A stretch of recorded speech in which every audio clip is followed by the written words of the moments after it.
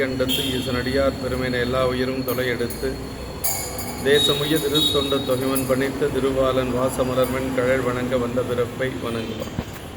தூக்குசி திருத்தொண்ட தொகைவிரி வாக்கினால் சொல்ல வல்ல பிரான் எங்கள் பாக்கிய பயனாம் பதிக்குன்றைவாள் செக்கிழாரடி சென்னை இருத்துவான். எல்லாம் வல்ல பெருமான் அருள்தரும் பன்னார்மொழியமுடனமர் திரு நனாவுடையாருடைய திருவடிகளை வணங்கி அருள்தரும் ஆரணம்பிகை தாயாருடனமர் அருள்தரும் திரு தொண்டீஸ்வர பெருமானுடைய திருவடி தாமர்களை மனமொழி மெய்களாலை வணங்கி எம்பெருமக்கள் நாயன்மாருடைய பொன்னார் திருவடி தாமர்களை மனமொழி மெய்களாலை வணங்கி உரையாசிரி சிவகணையாவுடைய திருவடிகளை நினைந்து அடியனுடைய ஞானஸ்ரீ பிறந்தகையாருடைய திருவடி தாமர்களை மனமொழி மெய்களாலை வணங்கி திரு தொண்டசீர் பரவாருடைய திருவடி தாமர்களை மனம் மொழி மெய்களாலை வணங்கி எழுந்தருளி இருக்கக்கூடிய அடியார் பெருமக்களுடைய திருவடியில் எல்லாம் கர்ணங்களாலை வணங்கி அமைகின்றேன்.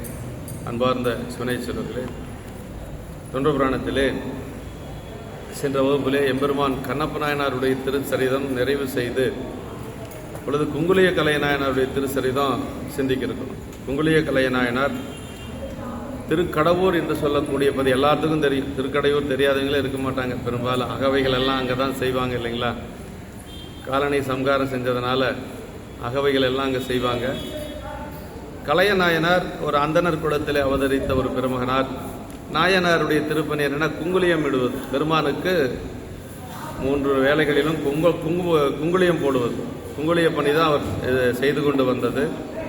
அந்த குங்குளிய பணியை கடைசி வரைக்கும் தவறாது செய்து கொண்டு வந்தவர் நம்முடைய நாயனார். வறுமை வந்த பொழுதும் அதான் ரொம்ப முக்கியங்க. நம்முடைய இளையான்குடி நாயனார் குணத்தில் தெய்வ சேக்கிழார் பெருமான் சொல்வார், செல்வம் மேவிய நாளில் செயல் செய்வதென்றையும் அல்லல் நல்குறவான போதிலும் வள்ளல் என்று அறிவி. அதான் ரொம்ப முக்கியம். வள்ளல் என்று அறிவிக்கவே அப்படின்னு. செல்வம் இருக்கிற பொழுது யார் வேணாலும் சிவப்பணி செய்யலாம். அது இல்லாத பொழுது செய்கிறதுக்கு மனசில் ரொம்ப திண்மை வேணும். அப்படி செய்தவர் தான் நம்முடைய நாயனார். இன்னொன்று என்னென்னா, எப்போ பார்த்தாலும் கோயில் அது இதுன்னு சுற்றிட்டு இருக்கிறான், வேலையே சரியாக பார்க்க மாட்டேங்கிறான், குடும்பத்தை யார் பார்க்கறது அப்படின்னு ஒரு உலக வழக்கில் சொல்லுவாங்க. அதுக்கு இங்கே தான் விடை இருக்குது. இந்த சரியத்தில் தான் விடை இருக்குது.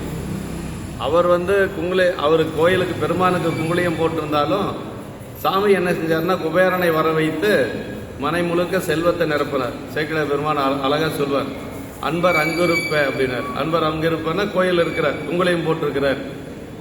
அன்பர் அங்கிருப்ப நம்பர் அருளினால் அழகை வேந்தன் தன்பெரு நிதியந்தூர்த்து தரணை மேல் நெருங்கை எங்கும் பொன்பையில் குவையும் நெல்லும் பொருவில் பல் வரணும் பொங்க மண்பெரும் செல்வமாக்கி வைத்தனன் மனையில் நீட அப்படின்னார். அதாவது நம்ம சிவப்பணி செஞ்சுட்டு இருந்தாலும் நம்ம பணி ஒன்றும் கெடாது. வேற ஏதாவது நம்ம காரணத்தினால அப்படி பணி நின்று போயிருமோ ஒழிய இறைவனுக்கு தொண்டு செஞ்சு இவங்க கெட்டு போயிட்டாங்க அப்படின்னு சொல்லி வரலாறு கிடையாது. அப்படி இருந்தது அப்படின்னா நம்மளுடைய தொண்டில் ஏதோ ஒரு குறை இருக்குன்னு அர்த்தம். வேற ஒன்றும் இல்லைங்க. சாமிக்கு தொண்டு செஞ்சு இல்லை அடியார்களுக்கு தொண்டு செஞ்சு இவன் இப்படி ஆயிட்டான் அப்படின்னு எல்லாம் யாரையும் சொல்ல முடியாது. ஏன்னா சான்று இருக்கு நமக்கு பெரிய புராணத்தில். அன்பர் அங்கிருப்ப நம்பர் அருளினால் அழகை வேந்தன் அப்படின்னார். கோயிலில் தொண்டு செஞ்சுட்டு இருந்தால் நம்ம வேலை எப்படியாவது நடக்கும். யாராவது ஒருத்தர் மூலமாக நடக்கும். பையன் மூலமாக அல்லது யாராவது ஒருத்தர் மூலமாக, வேலையாட்கள் மூலமாக, பணியாட்கள் மூலமாக எப்படியாவது நடக்கும். இது இந்த சரீரத்தில் தான் நம்ம அதாவது அனுபவமாக பார்க்க முடியும். அதே மாதிரி ஒரு பொருள் நமக்கு கிடைக்கிது அப்படின்னா, நான் கஷ்டப்பட்டு வாங்கினேன், சம்பாதிச்சேன், அதனால் வாங்கினேன். அங்கே அதெல்லாம் இந்த சரீரத்தில் அதெல்லாம் கிடையாது. எல்லாமே சாமி கொடுத்தது. அங்கே வறுமை, மனை முழுக்க வறுமை. அங்கே ஒன்றும் கிடையாது. செல்வம் கிடையாது, அரிசி கிடையாது, பருப்பு கிடையாது, ஒன்றும் கிடையாது. நாயனார் அங்கிருந்து பார்க்கிறார், மனை முழுக்க செல்வமாக இருக்கு. பொன் பொருள், வெள்ளி, தங்கம் எல்லாம் இருக்கு. இன்னைக்கு சாப்பாட்டுக்கு வேணுங்கிறதுக்கு அரிசி பருப்பும் இருக்கு. நெல்லையும் கொடுத்துருக்காரு. இப்போ சாப்பாட்டுக்கு வேணுமே. ஏற்கனவே 2-3 நாள் அந்த வீட்டில் சாப்பாடு அடுப்பு எரியலை. அதனால இன்னைக்கு தேவையான அரிசி பருப்பையும் கொடுத்தாராம். சேக்கிழார் பெருமான் சொல்றாரு இதில். அப்படி பார்த்து நாயனார் கேட்கிறார், மனைவியை பார்த்து கேட்கிறாரு, இல்லத்தில் சென்று புக்கார் இருநிதி குவைகளார்ந்து செல்வத்தை கண்டு நின்ற திருமணையாரை நோக்கி வில்லொத்த நுதலால் இவ்விளைவுகள் எங்கொள் என்ன அல்லொத்த கண்டன் எம்மான் அருள் தர வந்தது என்றார் அப்படின்னாரு. அதான் அந்த அனுபவம் நமக்கு வேணுங்க. கேட்கிறாரு, வில் போன்ற கண்ணையுடைய பெண்ணை இதெல்லாம் எப்படி வந்தது அப்படின்னு சொல்லி கேட்கின்ற பொழுது, கொடுத்த தாலிய வித்தாச்சு. ஒண்ணுதான் இருந்தது. எந்த சூழ்நிலையிலும் பெண்கள் தாலியை விற்க மாட்டாங்க அப்படின்னு சொல்லி ஒரு இது சொல்லுவாங்க இல்லையா? ஆனா அவர் வீட்டில் துன்பம் தாங்க முடியலை, பசி அதனால் அம்மா என்ன செஞ்சாங்க, குழந்தைகளை காப்பாற்றியாகணும். இல்லத்தரசு என்ன செஞ்சாங்க, இதை கொண்டு போய் விற்று நீங்கள் அரிசி வாங்கிட்டு வாங்கன்னு தான் கொடுத்தாங்க. ஆனால் அவர் என்ன செஞ்சார் அப்படின்னா, வழியில் குங்குளியக்காரன் வந்தான். இது என்னப்பா அப்படின்னு சொல்லி கேட்டார். குங்குளியன்னு சொன்ன உடனே அரிசி வாங்குறதெல்லாம் மறந்துட்டார், என்னுடைய மனைவியை மறந்துட்டார், மக்களும் மறந்துட்டார். சரி, இந்த தங்கத்தை கொடுத்தா நீ குங்குளியம் கொடுப்பியான்னு கேட்டார். அவன் கொடுக்குறேன்னு சொல்லிட்டான். அதனால் அதை கொடுத்து அப்படியே குங்குளியம் வாங்கிட்டு நேராக வீட்டுக்கு வரல, கோயிலுக்கு போயிட்டார். அதுதான் இந்த சரீரத்தில் முக்கியமான ஒரு இடங்க. அதான் அப்போ வீட்டில் வந்து பார்க்குறாரு, எல்லாம் மனை முழுக்க செல்வமாக இருக்கு. அப்படி இருக்கிற பொழுது வந்து கேட்கிறார், வில்லொத்த நுதலாய் விளைவுகள் என்கொள் அப்படின்னு சொல்லி கேட்கின்ற பொழுது அம்மா சொன்னாங்க, அல்லொத்த கண்ணன் எம்மான் அருள் தர வந்தது அப்படின்னாங்க. அதான் ரொம்ப முக்கியங்க. கொடுத்த தாலியை நீங்கள் விற்று கொண்டு போய் அதையும் விற்று போட்டு இதெல்லாம் எப்படி வந்ததுன்னு கேட்குறீங்களானாலும் அம்மா கேட்கல. என்ன சொல்கிறாங்க, இறைவன் அந்த நம்ம திருநீலகண்டத்தையுடைய சிவபெருமான் கொடுத்தது அப்படிங்கிற அந்த உணர்வு தான் அந்த சரீரத்தில் நமக்கு ரொம்ப ரொம்ப முக்கியங்க. இதே மாதிரி தான் நம்முடைய இளையான்குடி மாறநாயனார் புராணத்தில் விதைச்சென்னல் எடுத்துகிட்டு வந்து அமுது தயாராகிடுச்சு. அமுது தயாரான போதுமா, குழம்பெல்லாம் வேணும், காய்கறி வேணும், காயெல்லாம் எதுவுமே கிடையாது. அம்மா எப்படி கேட்டாங்க அப்படிங்கிறத சேக்கிழ பெருமான் சொல்கிறாருங்க. கறிக்கினி என் செய்வோம் என்று இறைஞ்சினார் கணவனாரே அப்படின்னாங்க. இறைஞ்சுதல் அப்படின்னா ரொம்ப பணிஞ்சு கேட்கறது. காய்கறி எல்லாம் இல்லை என்ன செய்யறது அப்படின்னு குரல் வேகமாக வரல. காய்கறி இல்லை நீங்கள் பாட்டுக்கு அப்படியெல்லாம் சொல்லலை. அந்த அம்மா என்ன சொன்னாங்கன்னா, கறிக்கினி என் செய்வோம் என்று இறைஞ்சினார் கணவனாரே அப்படி. இறைஞ்சுதல் அப்படின்னா ரொம்ப பணிவாக கேட்கறது. அதற்கு பிறகுதான் அவர் போய் கொல்லைப்புறத்தில் இருக்கக்கூடிய அந்த முளைத்த கீரையெல்லாம் பிடுங்கிறார். அதெல்லாம் சரீரத்தில் வருதுன்னு வச்சுங்களேன். அது எதுக்காகன்னா, இந்த சரீரத்தை பொறுத்த வரைக்கும் 2 செய்தி. ஒன்று, எந்த பொருள் கிடைச்சாலும் இறைவனுடைய திருவிழாக கருதணும் அப்படிங்கிறது. ஞானசம்பந்த பெருமானுக்கு முத்துப்பல்லக்கு கொடுத்தாங்க. நம்முடைய ஒரு பேர் அல்ல, இந்த சிவிகை கொடுத்தது ஏரமர் கடவுள் அப்படிங்கிற பதிவு. ஏன்னா நெல்வாயில் அறத்துறை, நெல்வாயில் அறத்துறையில் ஞானசம்பந்த பெருமானுக்கு முத்துப்பல்லக்கு கொடுத்தாங்க. அங்கே இருக்கிற மறையவர்கள் தான் கொடுத்தாங்க, அந்தணர்கள் தான் கொடுத்தாங்க. அதை எப்படி பார்த்தார் அப்படின்னா, இறைவனுடைய திருவருளாக பார்த்துருக்கிறார். சோதி முத்தின் சிவிகை சூழ்ந்து வந்து பார், மீது தாழ்ந்த வெண்ணீற்றொளி போற்றி நின்று ஆதியார் அருளாதலின் ஓதி அஞ்செழுத்து ஓதி ஏறினார் உலகெல்லாம் உய்ய அப்படின்னு சொல்லி சேக்கிழ பெருமான் அந்த இடத்துல சொல்றாருங்க. ஆதியார் அருளாதலின் அஞ்செழுத்து ஓதி ஏறினார் உய்ய உலகலாம் அப்படின்னு சொல்லி, உலகலாம்ங்கிறது அங்கே ஒரு இடத்துல வருது. மொத்தம் 10 இடத்துல வருது. அப்படி 10 இடத்துல வருதுல அது ஒரு இடம். 15 இடத்துல வருது உலகலாம். அது இடையில வரக்கூடிய இடம் அந்த இடம் தான். முத்துசிவிகை கொடுக்கின்ற பொழுது உலகலாம் அப்படின்னு சொல்லி சொல்றார். அப்போ அவர் எப்படி பார்த்துருக்காருன்னா, அந்த முத்துசிவிகையை நல்ல வெள்ளை வெள்ளையர்னு அந்த இது முத்து தானே, வெண்முத்து. அவருக்கு எனக்கு எப்படி தெரிஞ்சதுன்னா, முத்தா தெரியல, திருநீற்றொழியாக தெரிஞ்சிருக்கு. இன்னொன்று பெருமானுடைய திருவருளாக தெரிஞ்சிருக்கு. இந்த மாதிரி எந்த ஒரு பொருள் கிடைச்சாலும் இறைவனுடைய திருவருளால் கிடைத்தது அப்படிங்கிற அந்த நன்றி மட்டும் நமக்கு கண்டிப்பாக நம்ம மறக்கவே கூடாது. இது சாமி கொடுத்ததுங்க அப்படின்னு சொல்லி போயிட்டே இருந்தோன்னு வச்சுங்களேன், வினை கிடையாது, நமக்கு அதுக்கு மேல் வினை கிடையாது என்று சொல்லுவாங்க.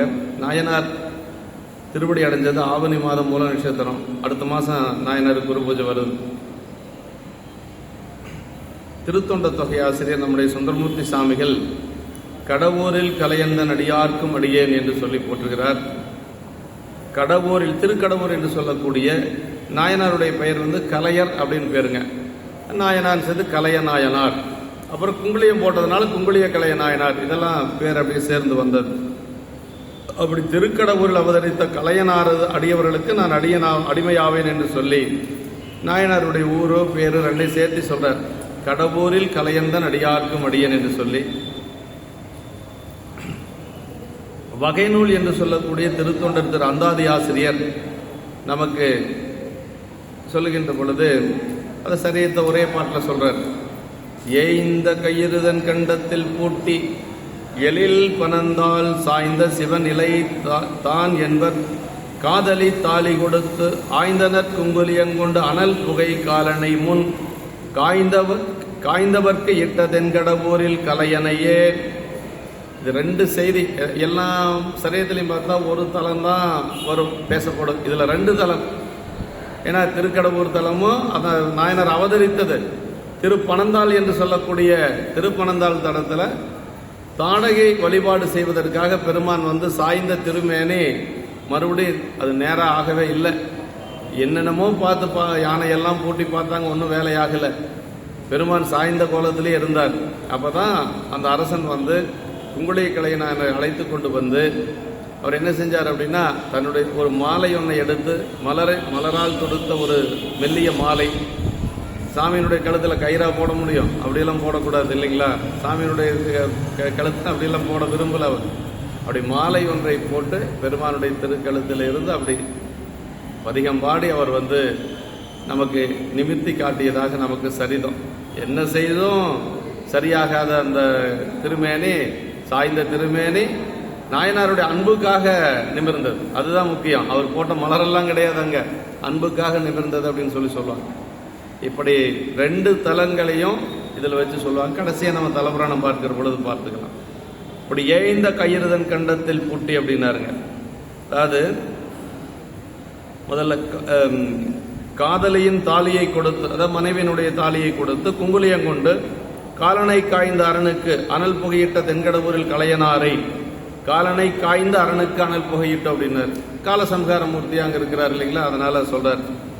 கயிற்றினை தன் கண்டத்தில் பூட்டி பனந்தாள் சிவனை நிலைப்பித்தவர் என்பர். அதாவது 2ஐயும் சொல்றார். இங்க திருக்கடவுரை சொல்லி திருப்பனந்தாள் பெருமானையும் சொல்றார். கண்டத்தில் பூட்டி பனந்தாள் சிவனை நிலைப்பித்தவர் என்பர் என கூட்டி உரைத்துக் கொள்க என்று சொல்லி சொல்றாருங்க. இப்படி இதெல்லாம் இதில் நம்ம சரிதத்தில் விரிவாக பார்த்துக்கலாம். நாயனாரது ஊர் பெயர் எல்லாம் வந்து இந்த பாட்டிலே சொல்லியிருக்கிறார். திருக்கடவுர் என்று சொல்லுவது நாயனாருடைய ஊர், கலையர் என்று சொல்லுவது அவருடைய திருப்பெயர். மரபு வந்து மறையவர் மரபிலே தோன்றியவர் பெருமான் என்று சொல்லி சொல்றார். முதல் பாட்டு மொத்தம் 35 திருப்பாடல்கள் நமக்கு பெரிய புராணத்தில். முதல் பாட்டு, வாய்ந்த நீர் வளர்த்தாலோங்கி மன்னிய பொன்னி நாட்டில் ஏய்ந்த சீர் மறையோர் வாழும் எயில் பதி எரிநீர் கங்கை தோய்ந்த நீள் சடையார் பண்டு தொண்டர் மேல் வந்த கூற்றை காய்ந்த சேவடியார் நீடி இருப்பது கடம்பூராகும். அதாவது வாய்ந்த நீர் வளர்த்தாலோங்கி மன்னிய பொன்னி நாட்டில் அப்படின்னார். சோழ நாட்டுக்கு பேரே என்னன்னா பொன்னி நாடு அப்படின்னு ஒரு பேர் உண்டு. அப்புறம் நீர் நாடுன்னு சொல்வார் சேக்கிழ பெருமான். ஏன்னா காவிரி பாய்ந்து வளம் செய்யக்கூடிய பகுதிங்க. நாட்டு சிறப்பில் கூட சோழ சாம்ராஜ்யம் அப்படிங்கிறது ரொம்ப பெரிய சாம்ராஜ்யம். சோழ சாம்ராஜ்யத்துக்கு நீங்கள் எல்லை சொல்லணும்னா தமிழ்நாடு, கர்நாடகா, கேரளா, ஆந்திரா, தெற்கு பீகார் வரைக்கும் அவங்களுடைய எல்லை. இந்த பக்கம் பார்த்தோம்னா மலேசியாவெல்லாம் போர் செஞ்சு அவங்க பிடிச்சிருக்கிறாங்க. ஈழம் அவங்க கையில் இருந்திருக்கு ஒரு காலத்தில். ஈழமெல்லாம் நம்ம சோழ வம்சத்தினுடைய கையில் இருந்தது.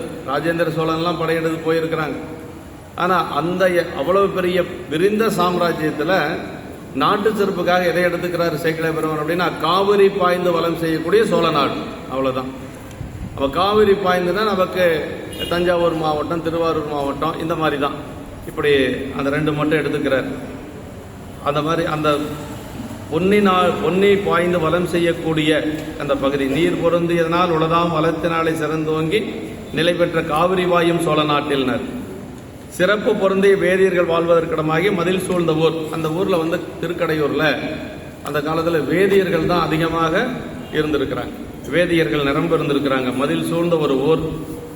அலைகள் வீசும் நீருடைய கங்கையாறு தோய்ந்த நீண்ட சடையினையுடையாரும் பெருமான் வந்து கங்கையை எப்பொழுதும் தோய்ந்து கொண்டிருக்கக்கூடிய பெருமான். தொண்டராகிய மார்க்கண்டேயர் மேல் உயிர் கொள்ள வந்த காலனை முன் உதைத்த சிவந்த திருவடியினையுடையாரும் ஆகிய சிவபெருமான். அதாவது காலனார் உயிர் மால கருத்தன அப்படின்னு சொல்லி நமக்கு தருத்தாட்குட புராணத்தில் வரும். பெருமானுடைய திருவடி இயற்கையாக சிவந்த திருவடி. அது எப்படிப்பட்ட திருவடினா அப்படி தாமரை போன்ற திருவடி, பதும மலர்த்தால் அப்படிம்பார் சேக்கிழ பெருமான். தாமரை போன்ற திருவடி கருத்து தான். ஏன் கருத்துது அப்படின்னா காலனை உதைத்ததுனால கருத்தது. சரி, கருத்த திருவடி எப்போ மீண்டும் சிகப்பாச்சுன்னா உமையம்மை வருடச்சு வந்தன அப்படிம்பார். உமையம்மை வருட சீலமாக வருடச்சு வந்தன என்று சொல்லி சேக்கிழ பெருமான் நமக்கு தருத்தாட்குண்ட புராணத்தில் சொல்றார். காலனை மால கருத்தது, அந்த கருத்த திருவடி உமையம்மை வருட சிவந்தது என்று சொல்லி சொல்வார். இந்த இடத்துல அதான் சொல்றார். அப்படி மார்க்கண்டேயர் மேல் உயிர் கொள்ள வந்த காலனை முன் உதைத்த சிவந்த திருவடியினை உடையாரும். உதைக்கின்ற பொழுது சிவந்த திருவடி தான், ஆனால் உதைத்ததுக்கு பிறகு அது கருப்பாயிடுச்சு. அந்த கருப்பு எப்போ நீங்குச்சுன்னா உமையம்மை வருகின்ற பொழுது அப்படின்னு சொல்றார். நிலைத்து வாழ்வதான திருக்கடவுர் என்று சொல்லி திருக்கடவுருடைய சிறப்பு சொல்றார். எல்லாத்துக்கும் தெரியும் இல்லைங்களா, மார்க்கண்டேயர் பெருமானை வழிபாடு செய்கின்ற பொழுது காலன் அவரை உயிரை கவர வந்த பொழுது நடந்த சம்பவம் தான் அது. அதை விட பேராசிரியர் ஐயா வகுப்புல சொல்லுவாங்க, காலன் எப்பொழுதுமே அவனுடைய கடமையைத்தான் செய்வான். அதுலேருந்து ஒரு கொஞ்சம் கூட பிரளமான, அவனுக்கு பேரே தர்மராஜன் இல்லையா, அப்படி இருக்கிற பொழுது எதுக்கு அவனுக்கு தண்டனை கொடுக்கணும் அப்படின்னு ஒரு வினா வரும். அப்படின்னா அவர் என்ன சொன்னார் அப்படின்னா, நம்ம ஐயா மார்க்கண்டேயன் சிவபூசை பண்ணக்கூடியவன். சிவபூசை பண்ணக்கூடிய ஆன்மா காலம் வந்தாலுமே கூட சிவகணங்கள் தான் அழைச்சிட்டு போகணுமா கைலாயத்துக்கு. அதுக்கு யமதூதர்கள் அழைத்து கொண்டு செல்வதற்கு உரிமை இல்லை. காலனுடைய இடம் அப்படிங்கிறது சிவபூசை பண்றவங்க எல்லாம் வரக்கூடாது. அதனால அவர் எல்லை மீறி வந்ததுனால அவர் உதைப்பட்டார் அப்படின்னு சொல்லி பேராசிரியர் ஐயா வகுப்புல சொன்னாங்க ஒரு முறை. நீங்க எல்லாம் கூட இருந்திருப்பீங்கன்னு நினைக்கிறேன், கோவிந்தராஜ் எல்லாம் இருந்திருப்பாருன்னு நினைக்கிறேன். அந்த வகுப்புல நல்லா ஐயா சொன்னாங்க. அப்படி ஏன்னா அவருக்கு பேரே தர்மராசர் இல்லைங்களா. நீர் வாய்ந்த வளர்த்தால் என்று சொல்லி, அதாவது பொன்னி நாடு எப்பொழுதும் சோழ நாடு. இப்பதான் காவிரியில் அப்பப்போ தண்ணி வரதில்லை. ஆனால் அப்போ எப்பொழுதும் பொய்க்காத காவிரி என்று சொல்லுவாங்க. எப்பொழுதும் காவிரியில் தண்ணி இருந்தே இருக்கும். அந்த மாதிரி ஒரு காலம் இருந்திருக்கு. சோழ நாட்டை பொன்னி நாடு, நீர் நாடு, காவிரி நாடு, இப்படி எல்லாம் ஆசிரியர் பல பேரால சொல்றார். நீர் நாடு அப்படின்னு சொல்லுவாங்க. காவிரி எப்படி வந்தது அப்படிங்கிறதுக்கெல்லாம் நமக்கு வரலாறு நம்ம நாட்டு சிறப்புல படிச்சிருக்கிறோம் இல்லைங்களா. விநாயக பெருமான் கவிழ்க்க அகத்தியருடைய கமண்டலத்தில் அவர் சிவபூஜை செய்வதற்காக கைலாயத்தில் இருக்கக்கூடிய 7 நதிகளில் ஒன்று காவிரி. கைலாயத்தில் 7 நதிகள் இருக்கு. அந்த 7 நதிகளில் ஒன்று தான் காவிரி. அதை கமண்டலத்தில் கொண்டு வருகின்ற பொழுது அவர் பூஜை செஞ்சிட்டு இருக்கிறார். எங்க குடகுமலையில வச்சு பூஜை செய்கின்ற பொழுது இந்திரன் சீர்காழியில் இருக்கிறான். சீர்காழியில தங்கி சிவபூஜை பண்ணிட்டு இருக்கிறான். அந்த நந்தவனம் எல்லாம் வறண்டு போச்சு, தண்ணீர் இல்லாம. நந்தவனம் வறண்டு போச்சு, மலர் இல்லையே பெருமானுக்கு வழிபாடு செய்யறதுக்கு. அதனால இந்திரன் பெருமான்கிட்ட விண்ணப்பம் செய்யறான். அப்படி செய்கின்ற பொழுது விநாயக பெருமான்கிட்ட விண்ணப்பம் செய்கின்ற பொழுது விநாயக பெருமான் என்ன செய்யறாருன்னா அந்த கமண்டலத்தை கவிழ்க்கிறார். காக உருவத்தில் கவிழ்க்கிறார். அப்படி காக உருவத்திலிருந்து கவிழ்த்து அது அப்படி பெருக்கெடுத்து வந்ததுதான் காவிரி என்று சொல்லுவாங்க. இப்படிதான் நமக்கு காவிரி வந்த வரலாறு சொல்லுவது. மறையோர் வாழும் பதி, அந்த கலையநாயனார் மறையவர் மரபில் வந்தவர். அந்த காலத்தில் அந்த திருக்கடையூர்ல மறையவர்கள் நிரம்ப இருந்திருக்காங்க. அந்தனர் பெருமக்கள் நிரம்ப இருந்திருக்கிறாங்க. அதே மாதிரி சண்டீச நாயனாருடைய புராணத்திலையும் செய்திகளும் மறையவர்கள் நிரம்ப இருந்த பதி. அதே மாதிரி ஆளுடைய பிள்ளையாருடைய புராணத்தை சொல்லுகின்ற பொழுது அங்கும் நம்முடைய ஞானசம்பந்த பெருமான் அவதரித்த சீர்காழியம் பதியிலையும் மறையவர்கள் நிரம்ப இருந்திருக்கிறாங்க. திருநீலநக்க நாயனாருடைய வரலாற்றிலையும் மறையவர்கள் நிரம்ப இருந்திருக்காங்க, அந்த பதியில் இருந்திருக்கிறாங்க. இப்படி அந்த மறையோர் மரபினர் தனித்து வாழும் பதிகளும் உண்டு என்று சொல்லி, அவர்கள் மட்டுமே இருந்த பதிகள் நிரம்ப இருக்கிறது என்று சொல்லி, அதனால் அதுக்கு பேர் சதுர்வேதி மங்கலம் என்று வழங்கப்பட்டன என்று கல்வெட்டுகளால் அறியப்படும். சதுர்வேதி மங்கலம் அப்படின்னா 4 வேதங்கள் உலங்கக்கூடிய ஒரு பதி. அதனால சதுர்வேதி மங்கலம் என்று சொல்லி அதற்கு ஒரு பெயர் உண்டு என்று சொல்லி சொல்றாங்க. எரிநீர் கங்கை தோய்ந்த நீள் சடையார் என்று சொல்லி, அலைகளால் நீரினை மேலே வீசும் கங்கையாறு, உலகங்களை அப்படி கங்கையாறு எப்படி வந்தது அப்படிங்கிறதெல்லாம் சொல்றாங்க நமக்கு.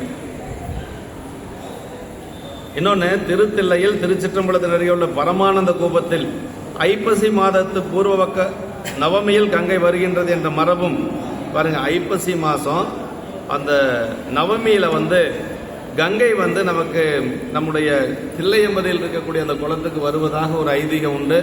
அதே மாதிரி அவினாசியில காசி கங்கை கிணற்றின் வரலாறும் திருக்குடந்தை மகாமக வரலாறும் போன்றன என்று சொல்லார். இந்த ஐப்பசி மாசம் அப்படிங்கிறது காவிரிக்கு என்ன சிறப்புன்னா, கங்கையினுடைய சிறப்பு காவிரிக்கு உண்டு.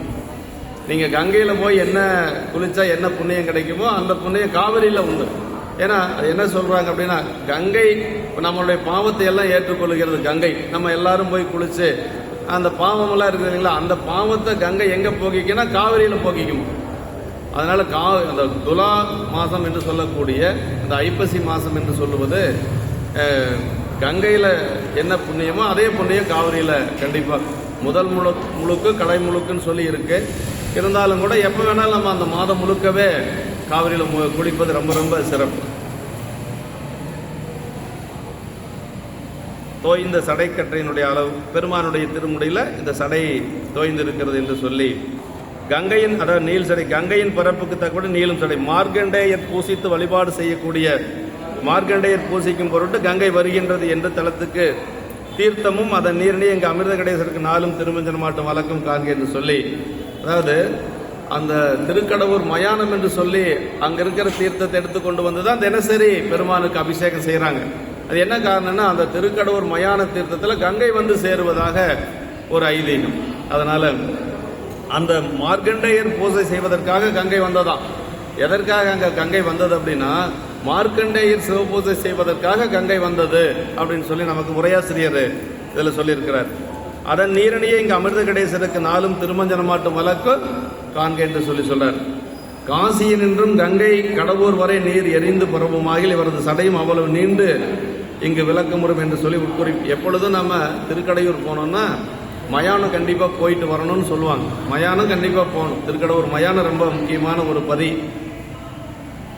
தொண்டர் மார்க்கண்டேயருக்கு வந்த கூற்று, அந்த 16 வயது என்ற அவர் வாழ்நாள் எல்லை அணுகிற்று என்று சொல்லி அவரது உயிரை கவரும் பொருட்டாக சொல்றார். காய்ந்த சேவடியார், சேவடியினால் உதைத்து காய்ந்தவர் என்று சொல்லி சொல்றாருங்க. காலனை காய்ந்த சேவடி, காலனை உதைத்த திருவடி என்று சொல்லி சொல்றாருங்க. இத்தலத்தில் காலசம்காரமூர்த்தி சிறக்க வழிபட பெறுகின்றதும் அவரது திருவிழா பெருஞ்சிறப்பாக போற்றப்படுகின்றதும். இப்போல்லாம் நல்ல சிறப்பாக கோயிலெல்லாம் அந்த இதுக்கெல்லாம் அகவை செய்வதற்கெல்லாம் தனித்தனியாக நல்லா குளிக்கிறதுக்கு இடம் அந்த மாதிரி எல்லாம் செய்துட்டாங்க. தருமபுரம் ஆதீனத்திலிருந்து இப்போ சமீபத்தில் குடமுழுக்கு ஆச்சு, நல்லபடியாக இருக்கு. அதாவது கடவுர் அமிர்த கடம் சிவலிங்க திருமணியாக உருக்கொண்டு எழுந்தருளிய ஊர். அதிலும் கடவுர்னு ஏன் பெயர் வந்தது அப்படின்னா அந்த பார்க்கடலை கடைகின்ற பொழுது அந்த அமிர்தம் இருந்த கடத்தை தேவர்கள் கொண்டு வந்து வைத்த ஒரு இடம் அப்படின்னு சொல்லி சொல்லுவாங்க. அதனால் அதுக்கு வந்து கடவுர் என்று சொல்லி ஒரு புராண வரலாறு சொல்லப்படுகிறது என்று சொல்லி. இன்னொன்று கால பயத்தை கடத்தற்கு உதவும் ஊர் அப்படின்னு சொல்லி சொல்றாங்க. கடவுருங்கிறது இந்த யம பயம்னு ஒன்று இருக்கு இல்லையா, அதை கடப்பதற்கான ஊர் கடவுர் என்று சொல்லி காரண பெயராகவும் சொல்லப்படுகிறது என்று சொல்லி சொல்றார். அங்க இருக்கக்கூடிய கடவுர்ல வந்து அந்த நாட்டினுடைய சிறப்பு சொல்றார். அடுத்த பாட்டில் வயல் எல்லாம் விளை செஞ்சாலே, நல்ல செந்நெல் விளையக்கூடிய ஒரு ஊர் அப்படிங்கிறார். நெல்லிலேயே ரொம்ப உயர்ந்த நெல் அப்படின்னா செந்நெல் தாங்க. ஆமாம், கார் நெல் செந்நெல் ரெண்டு இருக்கும். நம்முடைய அறிவாள் தாய நாயனார் செந்நெல் அரிசி தான் பெருமானுக்கு படைப்பார். கார் அரிசி அது வந்து அதை செந்நெல் அரிசி ஏன் படைக்கிறாங்க அப்படின்னா நல்ல வெயிலில் விளையக்கூடியது செந்நெல்லுங்க. அதனால் நல்ல குணங்கள் வருமா. அதை இயற்கையாகவே நம்ம என்ன உணவு எடுத்துக்கொள்ளுகிறோமோ அந்த உணவுக்கு தகுந்த குணங்கள் தான் வரும் அப்படிங்கிறது ஒரு சொல்லுவாங்க, உடற்கூறியல் சொல்லுவாங்க. இயற்கையாகவே அந்த செந்நெல் அப்படிங்கிறது என்னென்னா நல்ல வெயில் காலத்தில் விளையக்கூடிய நெல் செந்நெல். அதனால் அந்த தான் பயன்படுத்துவாங்க. அடியார்களுக்கும் செந்நெல் அரிசி தான் போடணுமா. அதே மாதிரி சிவபெருமானுக்கு நிவேதனத்துக்கும் செந்நெல் அரிசி தான் போடணும். அறிவாள் தாயனார் நல்ல ஒரு வளமாக இருக்கிற பொழுது அப்படி செய்தார். அப்புறம் செல்வமெல்லாம் குறைந்த பொழுது வேலைக்கு போனார், கூலி வேலைக்கு நெல் இருக்கிறதுக்கு. அப்படி நெல் இருக்க செல்லுகின்ற பொழுது அவர் ஒரு உறுதி வச்சிருந்தார், வரக்கூடிய செந்நெல் அரிசியெல்லாம் சாமிக்கு, கார் அரிசியெல்லாம் தனக்கு. ஆமாம், இந்த சிந்தாமணியில் வாங்குற அரிசியெல்லாம் நாம் வந்து சாமி கொண்டு வந்து கொடுக்கக்கூடாது. கெட்டுப்போன எண்ணெயை சாமி கொண்டு வந்து கொடுக்கக்கூடாது. எது உயர்ந்த பொருளோ அதைத்தான் கொடுக்கணுங்க. பெரியவங்க என்ன சொல்கிறாங்கன்னா, விரும்பின கொடுக்கை பரம்பரற்கென்று புரிகுழல் தேவியை பறிவுடன் கொடுத்து பெரிய அன்பின் வரகுண தேவனார். திருவடை மும்மணி கோவில பட்டணத்தடிகள் சொல்கிறார். பெரியவங்க எப்பொழுதும் எந்த பொருள் உயர்ந்ததோ எந்த பொருள் தனக்கு பிடிக்குமோ அதை கொடுப்பாங்களா சாமிக்கு. எவ்வளவு நுட்பமாக சொல்லியிருக்காங்க பாருங்க. பட்டணத்தடிகள் சொல்றார், விரும்பின கொடுக்கை பரம்பரற்கென்று புரிகுழல் தேவியை பறிவுடன் கொடுத்து அப்படின்னு. அதை ஏற்கனவே நம்ம அதை வரலாறு சொல்லியிருக்கிறோம் இல்லைங்களா. தனக்கு பிடித்ததை வரகுணதேவ பாண்டியர் சாமி கொடுத்தார். அதான் ரொம்ப முக்கியம். இப்போ அந்த செந்நெல் அரிசி தான் கொடுக்குறாரு. அப்புறம் வேலைக்கு போகிற பொழுது என்ன வருதுன்னா வர்றது எல்லாமே செந்நெல் அரிசியாக வருது. வர்றதெல்லாம் சென்னல் அரிசியாக வந்து அவர் வந்து தனக்கு சாப்பாட்டுக்குள்ளேன்னு வருத்தப்படலை, பரவாயில்ல சாமிக்கு நிறைய நெல் கிடைக்குது என்று சொல்லி வந்ததெல்லாம் சாமிக்கே நிவேதனம் பண்ணார் அப்படின்னு சொல்லி நமக்கு சரியத்தில் பார்க்கணும். அப்போ பெரியவங்க எப்பொழுதும் வந்து அவங்களுக்கு அந்த தொண்டு குறிக்கோள் இதை வந்து கடைசி வரைக்கும் அவங்க விடாமல் இருந்தாங்க அப்படிங்கிறத நம்ம நாயன்மார்களை நம்ம பார்க்க முடியும். வயலெல்லாம் விலை செஞ்சாலி அப்படின்னாரு. அப்புறம் வரம்பெல்லாம் வலையின் முத்தம், அயலெல்லாம் வேள்வி சாலை, அணையெல்லாம் கழுநீர் கற்றை, புயலெல்லாம் கமையின் காட, புறமெல்லாம் மதன் சீர் போற்றல், செயலெல்லாம் தொழில்களாரே செலுந்திரு கடவுர் என்றும் என்று சொல்லி, அது நாயனாருடைய ஒரு நாயனாருடைய சரீரத்திலையும் நாட்டு சிறப்பு சொல்லுகின்ற பொழுது இப்படி அந்தணர்களாக வருகின்ற பொழுது வேள்வி சாலைகள் அங்கே இருந்தது அப்படின்னு சொல்லி சொல்லுவார். அதே மாதிரி நாவுக்கரசு பெருமான் வேளாளர், அவர் சரீரத்தை சொல்லுகின்ற பொழுது அந்த வயலில் விளையக்கூடிய அந்த கரும்பு நெல் இந்த விளைச்சலை சொல்லுவார். இப்படி சரீரத்துக்கு ஏற்றார் போல நாட்டு சிறப்பை சொல்லுவது சேக்கிழார் பெருமானுடைய ஒரு தனித்தன்மை. ஆமாம், அது எப்பொழுதுமே அப்படிதான். இங்கே அதான் சொல்கிறாருங்க, வயலெல்லாம் விலை செஞ்சாலி செழுமையும் திருவுமுடைய திருக்கடவூரில் எக்காலத்தும் வயல்களில் எல்லாம் விளைகின்ற செந்நெல் நிரம்ப இருக்கக்கூடியது. செந்நெல் தான் உயர்ந்த நெல். வரம்பெல்லாம் வலையின் முத்தம்னர், வயல் வரப்புகளில் எல்லாம் சங்குகளும் அவை ஈன்ற முத்துக்களும் இருக்கிறது. அப்படியே சங்குகள் எல்லாம் நிரம்ப இருக்கிறது. சங்குகளில் இருந்து வந்த முத்துக்கள் அப்படியே அந்த வயல்கள் எல்லாம் அப்படியே நிரம்ப இருக்கிறது. வயல்களின் பக்கங்களிலும் வேள்வி சாலைகள் உள்ளன. அங்கே அந்தணர் பெருமக்கள் வாழ்ந்ததுனால அவர்கள் என்ன செய்யறாங்க, வேள்வி சாலைகள் அங்கங்கு அமைத்திருக்கிறார்கள் அப்படிங்கிறார். அப்ப அந்த சரீரத்துக்கு ஏற்றார் போல சண்டேஸ்வர நாயனார் புராணத்தில் இதே மாதிரி வரும். மறை சிறார்கள் அப்படிம்பார் சேக்கிழார் பெருமான். அதற்கு சின்ன சின்ன குழந்தைகள்லாம் ஒரு 5 வயது 8 வயது குழந்தைகள் எல்லாம் வேதங்கள் பயின்றது அப்படின்னு சொல்லி சொல்லுவார். மறை சிறார்கள் அப்படின்னு சொல்லி சொல்லுவார். அதே மாதிரி இந்த இடத்துல என்ன சொல்றார் அப்படின்னா, அந்த வயல் நிரம்ப இருந்தது, வயல் பக்கங்களில் வேள்வி சாலைகள் நிரம்ப இருந்தது. அந்தணர்கள் எல்லாம் அங்க வேள்வி செய்து ஆகுதிகள் கொடுத்து கொண்டிருந்தார்கள் என்று சொல்லி சொல்றார். அப்புறம் அணைகளில் எங்கும் செங்கழு நீர் மேகங்கள் உள்ளன, தொகுதி உண்டு. அப்புறம் கமுகு சோலைகள் பாக்கு சோலைகள் எல்லாம் நிரம்ப. அப்படின்னா ஒரு ஊர்னா எப்படி இருக்கணும், வயல் நிரம்ப இருக்கணும், அங்கு நல்ல அறங்கள் நிரம்ப இருக்கணும், வேள்வி சாலைகள் அங்கங்கு அந்த காலத்தில் இருந்திருக்கு அப்படிங்கிறது நமக்கு தெரியுதுங்க. அப்படி சோலைகளில் எல்லாம் மேகங்கள் உள்ளன, புற இடங்களில் எங்கும் அதன் சிறப்பை போற்றுதல் உள்ளதாம் என்று சொல்லி, செய்வனையெல்லாம் 6 தொழில்களே ஆக உள்ளன என்று சொல்லி சொல்றார். இப்படி வயல் பொன்னி நீருடைய வளத்தினாலே வயல்கள் நிரம்ப இருந்தது என்று சொல்லி, செஞ்சாலின சென்னல் என்று சொல்லி, சிவபெருமானுடைய பூசைக்கு அதே மாதிரி உணவுக்கும் சிறந்தது சென்னல் தான். ஆமாம், உயர்ந்த அரிசி என்று சொன்னால் சென்னல் அரிசி தான். முதல்ல சொன்ன மாதிரி தான், நல்ல வெயில்ல அது நல்ல விளையுமா, அதனால நற்குணங்களை கொடுக்கக்கூடியது சென்னல் அரிசி அப்படின்னு சொல்லி சொல்றாங்க. ஆமாம், அது சிறப்புடைத்து அன்றெனவும் உணர்த்தப்பட்டது. அறிவாள் தாயினார் பணத்தில் சொல்லப்பட்டிருக்கு. வரம்பெல்லாம் வலையின் முத்தம் அப்படின்னாரு. சங்குகள் நிரம்ப அங்கங்கு அப்படியே ஆற்றில் இருந்து காவிரியிலிருந்து அடித்து வரப்பட்ட சங்குகள் இருந்தது. சங்குகளிலிருந்து முத்துக்கள் எல்லாம் அப்படியே பிறந்திருந்தது என்று சொல்லி சொல்றாரு. முத்துக்களும் என்று சொல்லி சொல்றார். அயலெல்லாம் வேள்வி சாலை, நகர்ப்புறத்தில் உள்ள பொது யாகசாலைகள் இதெல்லாம் இருந்தது என்று சொல்லி சண்டீஸ்வர நாயனார் புராணத்தில் சொன்ன மாதிரியே இங்கேயும் சொல்றார். வேதியர் மனைகளில் வளர்க்கும் ஆகுதிகள் என்று சொல்லி சொல்றாருங்க. அதாவது திருநீலக்க நாயனார் புராணத்தில் சொல்வார், 3 வகையான இதற்கு ஆகவனீயம் நல்ல 3 வேள்வி செய்வாங்களாம் அந்தணர்கள். அதற்கு மேலே அங்கே இருக்கக்கூடிய பெண்கள் கற்புத்தி என்று சொல்லக்கூடிய 4வது தீயை வளர்ப்பார்கள் என்று சொல்லி நம்ம திருநீலக்க நாயனார் புராணத்தில் வரும். ஏற்கனவே அவங்க 3 யாகங்கள் செய்கிறாங்க தினசரி. அதுக்கு மேலே அந்த பெண்களை ஒரு யாகம் செய்வாங்களா, அதுக்கு பேர் கற்புத்தி என்று சொல்லி சேக்கிழார் பெருமான் அந்த இடத்துல சொல்வார். இப்படி அணை ஓடுகின்ற நீரை தடுக்கக்கூடிய அணைகள் எல்லாம் அங்கே இருந்தது. கமுகின் காடு, நல்ல பாக்கு மரங்கள் பாக்கு சோலைகள் நிரம்ப இருந்த ஒரு பதி இந்த திருக்கடையூர் என்று சொல்லி சொல்றார். கமுகு காடு போல நீர் வளத்தாலும் நில வளத்தாலும் அப்படின்னா அந்த ஊர் அவ்வளவு சிறப்பாக இருந்திருக்கு. அப்புறம் எல்லாம் அதன் சீர் போற்றல் என்று சொல்லி கமுகின் சோலை பக்கம் மேற்றவளும் மேகத்தினுடைய சிறப்பு. அதாவது பாக்கு சோலைகள் இருக்கு, அந்த பாக்கு மரங்கள் ரொம்ப உயர்ந்து வளர்ந்து இருக்குது. அந்த மேக கூட்டங்கள் எல்லாம் அதில் அப்படியே தவழ்ந்து போவது போல அவ்வளோ உயர்ந்த பாக்கு மரங்கள் அங்கே இருந்தது என்று சொல்லி சொல்றாருங்க. சிறிது கவனம் குறையணும், அவ்வளவுக்கு அதன் பலன் குறையும். கடையாய நட்பிற் கமுகனையார் என்று சொல்லி நாளையாரில் கூட சொல்லப்பட்டு, கமுக பாக்கு மரம் மட்டும் நல்ல கவனிக்கலைன்னா அதனுடைய விளைச்சல் குறைஞ்சு போயிருமா, அவ்வளவு கவனிக்கணுமா. அதான் நாலடியார்கள் கூட சொல்லியிருக்குது நீதி நூலில், கடையாயார் நட்பில் கமுகனையர் என்று சொல்லி சொல்றாரு.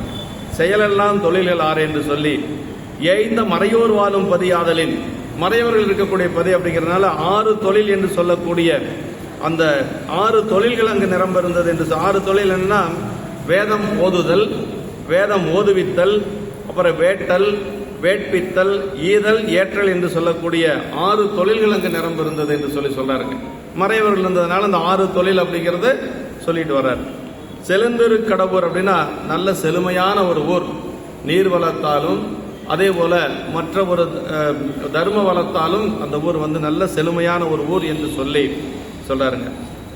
அடுத்த திருப்பாட்டு, குடங்கையன் அகன்ற புன்கண் கடைசியர் குழுமி ஆடும் இடம்படு பண்ணை தோறும் எழுவன மருதம் பாடல் வடம்புரி முன்னூல் மார்பின் வைதீக மறையோர் செய்கை சடங்குட இடங்கள் தோறும் எழுவன சாமம் பாடல். சாமகானங்கள் இசைத்துக் கொண்டிருந்தது. வைதீக நெறியிலே வாழ்ந்த பெரியவர்கள் அங்கு இருந்தார்கள் என்று சொல்லி சேக்கட பெருமான் நமக்கு சொல்றாருங்க.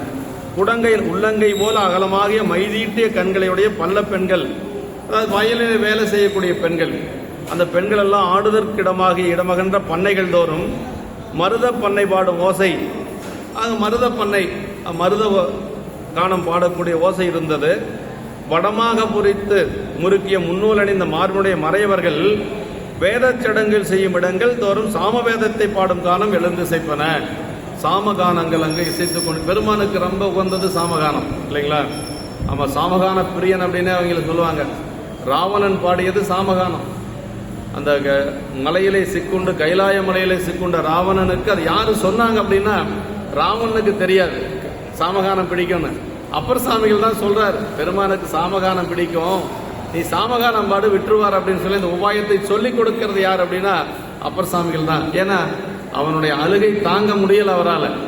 ராவணன் அப்படின்னா என்னன்னா அதுக்கு பொருள் என்னன்னா அழுபவன் அப்படின்னு அர்த்தங்க. அவன் அழுகிறத பார்த்து இவருக்கு மனசு இறங்கி தான் சொல்றாரு. அப்படி சொன்னதுனால அவர் கீழே வந்தார் அப்படின்னு சொல்லி ஒரு சரிதம் இருக்கு இல்லைங்களா? அவர் அது உண்மையான சரிதான், அது இல்லை, சூலமான காரணம் அதான் இருக்கலாம். சூக்கமமான காரணம் என்ன, நாமெல்லாம் உய்வடையணும் அப்படிங்கிறதுக்காகத்தான் இந்த உலகத்துல தொண்டு நெறி வாழ வேண்டும் என்பதற்காக அவதரித்த பெருமகனார் தான் நாவுக்கரசர். என் போன்றோரும் தெளிய அப்படிம்பாரு யாருங்க, அப்போதி நாயனார் சொல்றாருங்க. அவன் தொண்டு நெறி வாழ வேண்டும் என்பதற்காகவே அவதரித்த ஒரு பெருமகனார் நம்முடைய அரசுகள். இப்படி வேத சடங்குகள் செய்யும் இடங்கள் தோறும் சாமவேதத்தை பாடும் கானம் எழுந்து செய்ப்பன. சாமவேதங்கள் அங்கங்கு பாடிக்கொண்டிருந்தார்கள் மறையவர்கள் என்று சொல்லி சொல்றாருங்க. வயல்களும் அவற்றின் அயலில் வேள்வி சாலைகளும் இவற்றின் செய்மை காட்சி, இதெல்லாம் அங்கிருந்த ஒரு நிலையை நமக்கு சேக்கட பெருமான் கொண்டு வர்றார். மருதப்பன், அந்த நிலத்துக்குரிய மருதப்பன் குறிஞ்சி முதலாக்குறம் 5 ஐவகை பண்ணும் யாழும், இந்த குறிஞ்சி நிலத்துக்கு மருத நிலத்துக்கு வந்து மருதப்பன் என்று சொல்லி அந்த நிலத்துக்குரிய பண் அங்கு பாடிக்கொண்டிருந்தார்கள் என்று சொல்லி சொல்றாருங்க. பாடல் 2 சாதி மருதப்பன் வகை 4 என்றும் சாமம் அளவிறந்த பாடல்களை உடையதென்றும் கூறுவர். ஆதலின் 2 எழுவன என்றார் என்று சொல்லி வேள்விகளில் பிரம்மா என்ற ஆசிரியனும் போதாக்கள் ருத்விகள் உக்காதாக்கள் என்ற 3 வகை செயலாளர்களும் உலர். இவர்களுக்கு 4 உபகாரத்தரும் இப்படியெல்லாம் வந்து அந்த வேதம் படிக்கின்ற பொழுது இப்படியெல்லாம் பெரியவங்க அங்க இருந்திருக்கிறாங்க. பிரம்மா தான் வந்து ஆசிரியராக இருந்திருக்கிறார் என்று சொல்லி சொல்றாங்க. குடங்கையின் அகன்ற கண் விசாலமாக அந்த பெண்களுடைய அழகிலக்கணத்தில் ஒன்று என்று சொல்லி அந்த கண் விசாலமாக அகன்ற கண்களுடைய பெண்கள் எல்லாம் வயலிலே வேலை செய்து கொண்டிருந்தார்கள் என்று சொல்லி சொல்றார். மறையோர் வைதீக செய்கை என்று சொல்லி, வைதீக செய்கிற வேத விதிப்படி செய்யக்கூடிய சடங்குகள், வைதீக நெறிப்படி சடங்குகள் எல்லாம் செய்து கொண்டிருந்தார்கள். வேள்வி சாலைகள் இருந்தது. 4 வேதங்களில் ஒன்றாக சாம வேதம் அங்கு பாடிக்கொண்டிருந்தார்கள் என்று சொல்லி சொல்றார்கள். அதே மாதிரி மருத பாடலும் பாடிக்கொண்டிருந்தார்கள் என்று சொல்லி சொல்றார். துங்க நீள் மறுப்பின் மேரி படிந்து வால் சொரிந்த வாவி செங்கையல் பாய்ந்து வாச கமலமும் தீம்பால் நாரும் மங்குள்தோய் மாடச்சாலை மருங்கிறை ஒதுங்கும் மஞ்சும் அங்கவை பொழிந்த நீரும் ஆகுதி புகைப்பால் நாரும். அதாவது இந்த பாட்டில் வந்து என்ன சொல்றாருன்னா, அதாவது துங்கநீள் மறுப்பின் மேரி அப்படின்னார். நீண்ட கொம்புகளுடைய பெரிய எருமைகளை தோய்ந்து பால் சொரிந்த பொய்கைகளில் செங்கையல் பாய்தலால் அந்நீர் செறித்த மனமுடைய தாமரைகளும் தீம்பாலின் வாசமுடையனவாகும் என்று சொல்லி, என்னன்னா எருமைகள் எல்லாம் அங்கே நிரம்ப இருந்தது. எப்பொழுதும் பெரிய புராணத்தில் எல்லா இடத்துலையும் பார்க்கலாம், அந்த உழவு தொழிலுக்கு மாட்டை பயன்படுத்த மாட்டாங்க. ஏன்னா அது விடை குலம் என்று சொல்லுவது இறைவனை தாங்கக்கூடிய குலம். அதனால எல்லா வயல் வேலைகளுக்கும் எதை பயன்படுத்தினாங்கன்னா எருமைகளை தான் பயன்படுத்தினாங்க. ஏறு பூட்டி ஓட்டுவதற்கு, தாம்பு அடிக்கிறதுக்கு, நெல் அடிப்பதற்கு எல்லாத்துக்குமே எருமைகளை தான் பயன்படுத்தியிருக்காங்க. மாடுகளை பூட்டி இப்பெல்லாம் செய்கிற மாதிரி மாடுகளை பூட்டி மாடுகளை துன்புறுத்துவது அப்படிங்கிறது அந்த காலத்தில் இல்லை. பெரிய புராணத்தில் எல்லா இடத்துலையும் சொல்லப்பட்டிருக்கு. மேதி அப்படின்னா எருமைங்க. ஆமாம், மேதி அப்படின்னா எருமை. நீ சொல்லிட்டே இருப்பில்ல. அப்படி அந்த காலத்தில் பசுமாடு இறைவனை தாங்கக்கூடிய விடைக்குளம். விடைக்குளம்ங்கிறதுனால அதை துன்புறுத்தக்கூடாது என்று சொல்லி எருமைகளை பயன்படுத்தியிருக்கிறாங்க அப்படின்னு சொல்லி நமக்கு புராணத்தில் வருது. அதை மேதி படிந்து பால் சொரிந்துனர். அப்படி எருமைகள் தோய்ந்து பால் சொரிந்த பொய்களிலே அந்த செங்கயல் பாய்தலால் அந்த நீர் தெரித்த மனமுடைய தாமரைகளும் தீம்பாலின் வாசமுடைய. அங்கே தாமரைகள் எல்லாம் பூத்திருக்குது அந்த குளத்தில். ஏற்கனவே இந்த எருமையினுடைய பாலெல்லாம் அங்கே இருக்கிறது. கயல் மீன்கள் துள்ளி விளையாடி கொண்டு இருக்கிறதாம். அப்படி அந்த சூழலில் அங்கே அந்த வாசம் எப்படி இருக்குது அப்படின்னா தீம்பாலின் வாசமாக இருந்தது அந்த நீர் என்று சொல்றார். மேகம் தவளும் அளவும் உயர்ந்த மாடங்களுடைய வேள்வி சாலைகளின் பக்கத்தில் சிறிது ஒதுங்கும் மேகங்களும் அங்கு அவை பொழிந்த நீரும் ஆகுதிகளின் புகைப்பகுதியின் மனமுடையனவாகும் என்று சொல்லி, அப்படியே வேள்வியின் பயல் வீழ்ப்புணல் ஆவது என்று சொல்லுவாங்க இல்லைங்களா. நமக்கு பாசுரத்தில் வருது, வேள்வி செஞ்சா கண்டிப்பா மழை வரணும். அங்கு வேள்வி சாலைகள்ல மழை வரும் அப்படின்னு சொல்லி நமக்கு புராணத்தில் சொல்லப்பட்டிருக்கு. வேள்வியின் பயன் வீழ்ப்புணல் ஆவது என்று சொல்லி ஞானசம்பந்த பெருமானுடைய புராணத்தில். அப்படி ஆகுதிகளினுடைய புகைப்பகுதியின் மனமுடையனவாகும் என்று சொல்லி அங்கே வேதிகைகளில் வேள்வி சாலைகளில் மேக கூட்டங்கள் நிரம்ப இருக்கிறது. அது மழை பொழிகிறது. அதன் மூலமாக அந்த வாசனை ஆகுதிகளின் புகைப்பகுதியின் மனமுடையன ஆகும் என்று சொல்றாரு. இப்படி 3 பாட்டுகளும் நீர் வளத்திலே சிறந்த அந்த திருக்கடையூருடைய சிறப்பை பற்றி நமக்கு சொல்லப்பட்டிருக்கு. துங்கலில் இது மேதைகளுடைய இயல்பு குறித்து என்று சொல்லி, மேதைகள் நீர்நிலைகள் படிந்து உலுக்கி நெடுநேரம் அப்படி தண்ணியை பார்த்தா எருமைகள் எல்லாம் என்ன செய்யும், நீண்ட நேரம் படுத்துக்குமா, அப்படி அந்த குளத்தில் அப்படியே படுத்து கிடக்கிறது என்று சொல்லி நீல் மறுப்பின் துங்க மேதி என்று சொல்றார். அதை மஞ்சும் அங்கு அவை பொழிந்து ஒதுங்கும் போது அந்த சாலை மாடங்களை தாக்கிய மேகங்கள் நீர் பொழிந்து செல்வன. காட்சி உயர்ந்த மலைகளிலும் மழைக்காலங்களில் மழை விட்டு விட்டு போய் மேடைகளிலும் காணலாம் என்று சொல்லி சொல்றார். அடுத்த திருப்பாட்டு இப்பதான் நாயனாரை பத்தி இந்த பாட்டில் தான் சொல்றாருங்க. மறுவிய திருவின் மிக்க வலம்பதி அதனில் வாழ்வார் அருமறை முன்னோல் மார்பின் அந்தனர் கலையர் என்பார். பெருநதி அணியும் வேணி பிரான்கடல் பேணி நாளும் உருகிய அன்பு கூர்ந்த சிந்தையார் ஒழுக்கம் மிக்கார். ஒழுக்க நெறிகளை சிறந்தவர், அந்தன குலத்திலே தோன்றியவர். அப்போதி நாயனாரை பற்றி சொல்கின்ற பொழுது சொல்வார், அந்தனரில் மேம்பட்ட அப்போதி அப்படின்பார். ஆமா, காமம் கோபம் கடிந்தவர் அப்படின்னு சொல்லுவார். அப்போதி நாயனாரை பற்றி சேக்கிழார் பெருமான் ரொம்ப உயர்வா சொல்வார். அதை என்ன சொல்றாரு, அந்தனரில் மேம்பட்ட அப்போதி அப்படின்னு சொல்லுவார். இன்னொரு இடத்துல சொல்ற காமம் கோபம் கடிந்தவர் அப்படின்பாரு. கோபமே வராத அப்போதியா இருக்கு, ஆனா ஒரு இடத்துல கோபப்படுறாரு.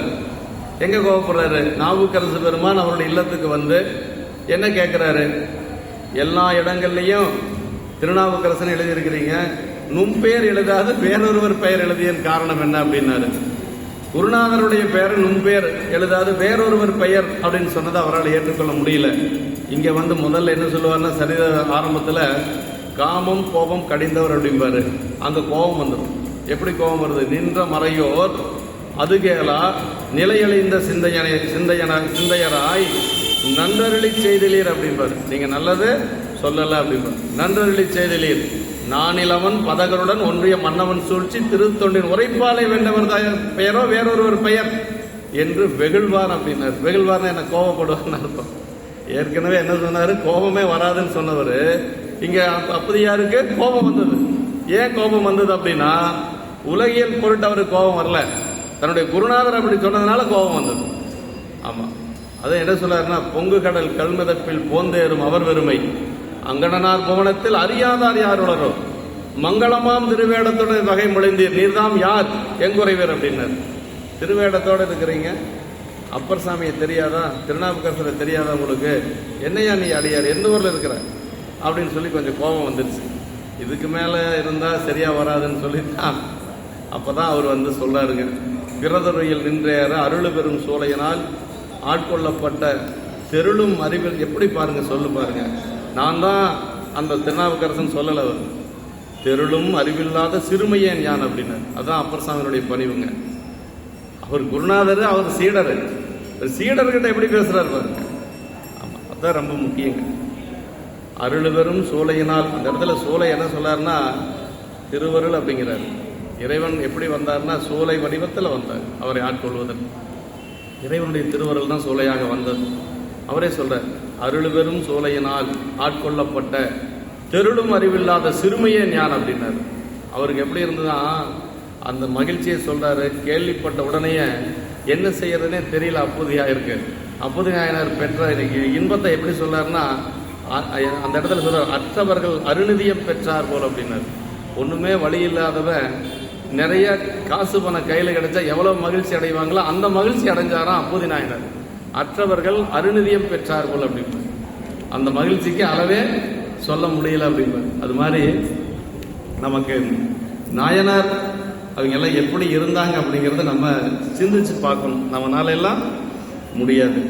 அதான் அது என்ன சொல்றேன்னா, சிந்தை ஒழுக்கமிக்கார் அப்படின்னார். ரொம்ப ஒழுக்கமுடையவர் நாயனார் அப்படின்னார். மருவிய தெருவின் மிக்க வளம் மதினார். பொருந்திய தெருவினாலே மிகுந்த வளத்தையுடைய அந்த பகுதியில் வாழ்வாராகி அரிய மறைவிதிப்படி பூணல் அடைந்த மார்பினையுடைய அந்தனர் ஆவார் கலையர் என்று சொல்லப்படுபவர். நல்ல ஒரு அந்தனர் குலத்திலே தோன்றியவர். அவருக்கு பேரு கலையர் அப்படிங்கிறது தான் அவருடைய பெயர். குங்குலிய கலைய நாயனார் அப்படிங்கிறது ஏன் வந்ததுன்னா குங்குலியம் போட்டதனால ஒரு காரண பெயராக வந்தது. ஆமாம், கலையர் என்று சொல்லுதான் அவருடைய திருப்பெயர் என்று சொல்லி, கங்கையனை அணியும் சடையனையுடைய சிவபெருமானுடைய திருவள்ளுவை போற்றி தினமும் உருகிய அன்புமிக்க மனத்தையுடையவரும் சைவ ஒழுக்கம் மிகுந்தவரும் ஆவார் என்று சொல்லி சொல்றார். ரொம்ப முக்கியங்க. அதாவது தினசரி பெருமான் திருவடிகளை போற்றி தினசரி உருகிய அன்புமிக்க மனத்தையுடையவர் பெருமானிடத்துல. அது மட்டுமல்ல, நல்ல சைவ ஒழுக்கம் மிக்கவர் என்று சொல்லி, அது ரொம்ப முக்கியம் இல்லைங்களா? சைவ ஒழுக்கம் ரொம்ப ரொம்ப முக்கியங்க. அதான் நமக்கு திருநீலகண்ட நாயனாருடைய சரீரத்தில் கூட வருதுங்க. என்ன சொல்றாருன்னா, சைவமை திருவின் சார்பே பொருளென சாரும் நீரார் அப்படின்னார். சைவமை திருவின் சார்பே பொருள் அப்படின்னா, சைவ மெய்த்திரு என்று சொல்வது 4 பொருள், என்றைக்கு அழியாத பொருள், ஊழி காலத்திலே அழியாத 4 பொருள் சைவத்தில் இருக்கு. திருநீரு, உருத்தராக்கம், அப்புறம் சடைமுடி, ஸ்ரீபஞ்சாக்கரம் என்று சொல்லக்கூடிய 5 எழுத்து. இந்த 4ஐயும் உயிர் மூச்சாக கொண்டவர் என்று சொல்லி சொல்வார். அதான் நமக்கு சைவத்தில் அழியாத பொருள் அப்படின்னா அது இவ்வளவு நம்முடைய அன்பர் வேடமே சிந்தை செய்வார் என்று சொல்லி மெய்ப்பொருள் நாயனாருடைய புராணத்தில் இருக்கு. வேடத்தில எல்லாம் தலைமை பெற்றது எதுங்கிறது அங்கதான் சொல்ற திருநீர் தான். திருநீற்ற சொன்னா மற்றதெல்லாம் சொன்ன மாதிரி அர்த்தம். திருநீற்ற சொல்லியாச்சு அப்படின்னா மற்றதெல்லாம் சொன்ன மாதிரி அர்த்தம். திருநீற்றின் வார வேடம் நினைப்பித்தீர் வருந்தாத ஏகமனம் மொழிந்தார் அப்படின்னார் சேரமான் பெருமாள் நாயனார் புராணத்தில். சரிங்களா? திருநீர் தான் ரொம்ப, அது கடைசியா மெய்ப்பொருள் நாயனார் புராணத்தில் அவர் உயிர் பிரிகின்ற பொழுது என்ன சொல்றார் அப்படின்னா, அரசியல் ஆயத்தார்க்கும் அறிவுறு காதலாருக்கும் விரவிய செய்யாலை விளம்புவார். என்ன சொன்னார்னா, விதியினாலே பரவிய திருநீற்றன்பு பாதுகாத்து ஒய்ப்பீர் என்று புறவலன் மன்றிலாடும் பூங்கலல் சிந்தை செய்தார் அப்படின்னாருங்க. அப்படின்னா மனைவி அழைத்தார், மந்திரிகளை எல்லாம் அழைத்தார், மற்ற எல்லாத்தையும் அழைத்து கடைசியாக அவர் என்ன சொன்னார்னா, இந்த சேதி நாட்டில் திருநீற்றை பாதுகாத்து நீங்கள் வாழ வேண்டும் அப்படின்னாரு. ஏன் திருநீர் தான் சொல்லணுமா? வேடத்திலே மற்றதெல்லாம் இருக்குது இல்லையா? உருத்தராக்கம் இருக்குது, அதே மாதிரி சடை முடி இருக்கு, 5 எழுத்து இருக்கு அப்படின்னு சொன்னா அதுக்கு சிவக்கணை முறை என்ன சொன்னார்னா, திருநீர்னு சொன்னா எல்லாமே அதுக்குள்ள அடக்கம். இன்னொன்று என்னன்னா, வேட தலைமை பெற்றது திருநீர் அப்படின்னு சொல்றேன். உருத்தராக்கம் கூட ஒரு நேரத்தில் இல்லாமல் இருக்கலாமே ஒழிய திருநீர் இல்லாம இருக்கவே கூடாது. சைவர்கள் எப்பொழுதும் திருநீர் பூசியே இருக்கணும். ஆமா, நமக்கு பிறந்ததிலிருந்து பெருமான் திருவடி அடைகின்ற வரைக்கும் நமக்கு என்ன பொருள், மெய்ப்பொருள் என்ன அப்படின்னா திருநீர் தான் நமக்கு மெய்ப்பொருள். என்றைக்கு அழியாத பொருள் திருநீர் தான். அதனால நமக்கு இந்த இடத்துல தான் அப்படி உருகிய அன்பு கூர்ந்த சிந்தையால் ஒழுக்கமிக்கார் அப்படின்னு சொல்லி சொல்றார். சைவ நெறியில மிகச்சிறந்தவர் என்று சொல்லி சொல்றார். அன்புமிக்க மனத்தை உடையவர், சைவ ஒழுக்கம் மிகுந்தவர் என்று சொல்லி சொல்றார். இப்படி வேள்வி புகைப்பால் நாரும் மழைநீரின் பெருக்கினால் பொருந்திய இறைவன் ஆணையினால் குபேரன் தன் பெருநிதியம் குறைந்து சேர்த்ததனால் வந்து மருவிய. பின்னாடி என்ன, அந்த சரியத்தினுடைய பின்னாடி என்ன வரப்போது, குபேரனே அந்த ஊருக்கு வரப்போறான். அது ஊரினுடைய நாட்டு சிறப்புலேயே ஊரை பற்றி எல்லாம் சொல்லிடுறாரு, எவ்வளவு செழுமையான ஒரு ஊர் அப்படிங்கிறது. இதுக்கு இன்னொரு காரணம் என்ன அப்படின்னா, பின்னாடி பெருமானுடைய ஆணையினால குபேரன் வந்து மனை முழுக்க செல்வத்தை நிரப்ப போறான். அதனால அந்த ஊருக்கு வந்து அவ்வளவு பெருமை என்ற திருவருட் சாதனமாகிய திருவும், அதனால் ஏனை எந்த செல்வத்துக்கும் இல்லாதாகி மிக்க வளமும் என்று சொல்லி இந்த சரியத்தில் சொல்றாருங்க. மறை முன்னூல், மறைகளில் விதித்தபடி மறை மந்திரங்கள் ஓதி அணியப்படுவது மறை முன்னூல் என்று சொல்லி, அது முப்புரி நூல் என்று சொல்லக்கூடிய அது அணிந்திருக்கிறார் நாயனார்.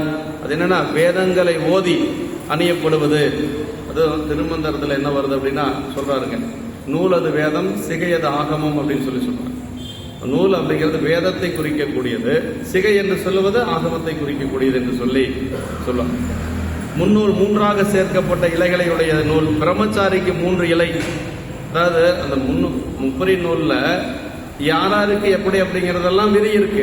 அதை என்ன சொல்றாருன்னா, பிரம்மச்சாரிகளுக்கு 3 இலை, இல்வாழ்வானுக்கு 2-3ஆக 6 இலை, இல்லறத்தார்களுக்கு வந்து 3, 2, 6 இலை. அப்புறம் அவருள் மக்களுடைய ஆணுக்கு 3-3ஆக 9, குழந்தை பேர் இருக்கக்கூடியவங்களுக்கு 9. அது ஒரு முப்புரி நூல்னு சொல்லிடுறோம். அதில் வந்து 6 நூல் யாருக்கு, 9 நூல் யாருக்குங்கிறதெல்லாம் நமக்கு ஆகமத்தில் விதிக்கப்பட்டது. அது ஐயா வந்து உரையில் எழுதியிருக்கிறாங்க. அப்படி அவருள் மக்களுடையானுக்கு 3-3ஆக 9 இலையும் கொண்ட நூல் அணிதல் விதி என்று சொல்லி, அதான் முன்னூல் என்று சொல்லுவது என்று சொல்லி, 9 கொண்ட 3 புரி நுண்வான் என்று திருமுருகாற்றுப்படையில் சொல்லப்பட்டிருக்கு. திருமுருகாற்றுப்படையில் 9 கொண்ட 3 புரி நுண்ணான் என்று சொல்லி சொல்லப்பட்டிருக்கு. அருமறை அந்தனர் என்று சொல்லி, அந்தனர் முறை என்று சொல்லி சொல்றார். கலையர் அப்படிங்கிறது அவருடைய திருப்பெயர். திருக்கடவுர் கலையர் அப்படிங்கிறது அவருடைய திரு. குங்குலிய கலையர் அப்படிங்கிறது குங்குலியம் போட்டதனால் அவருக்கு வந்த பெயர் குங்குலிய கலையர் என்று சொல்லி சொல்ற. தேவர்கள் கொண்டிருந்த அமிர்த கலசமே சிவலிங்க திருமேனியாக உருக்கொண்டு ஊன்றிய தலம் என்று சொல்லி சொல்றார். இறைவர் கலையர் என வழங்க பெறுவர். அந்தந்த தளத்து எழுந்தருளிய கடவுளின் பெயரை அவரை வழிபட்டு ஒழுகுவோர் கிட்டு வழங்கும் வழக்கு என்று சொல்லி சொன்னார். இந்த தளத்துல தான் நமக்கு அப்பர் சாமிகள் தேவாரத்தில் சொல்றார், கலையநாயனாருடைய தொண்டு என்ன, குங்குளியம் விட்டது தானே. குங்குளியத்தை மறக்காம சொல்றாரு. பெரும்புலர் காலை மூழ்கி பித்தருக்கு பத்தராகி அரும்பொடு மலர்கள் கொண்டு அங்கு ஆர்வத்தை உள்ளே வைத்து விரும்பினல் விளக்கு தூபம் விதியினால் இடவல்லாருக்கு கரும்பினில் கட்டி போல்வார் கடவுள் வீரட்டனாரே. இந்த தூபத்தை எல்லாம் இங்க சொல்றாரு.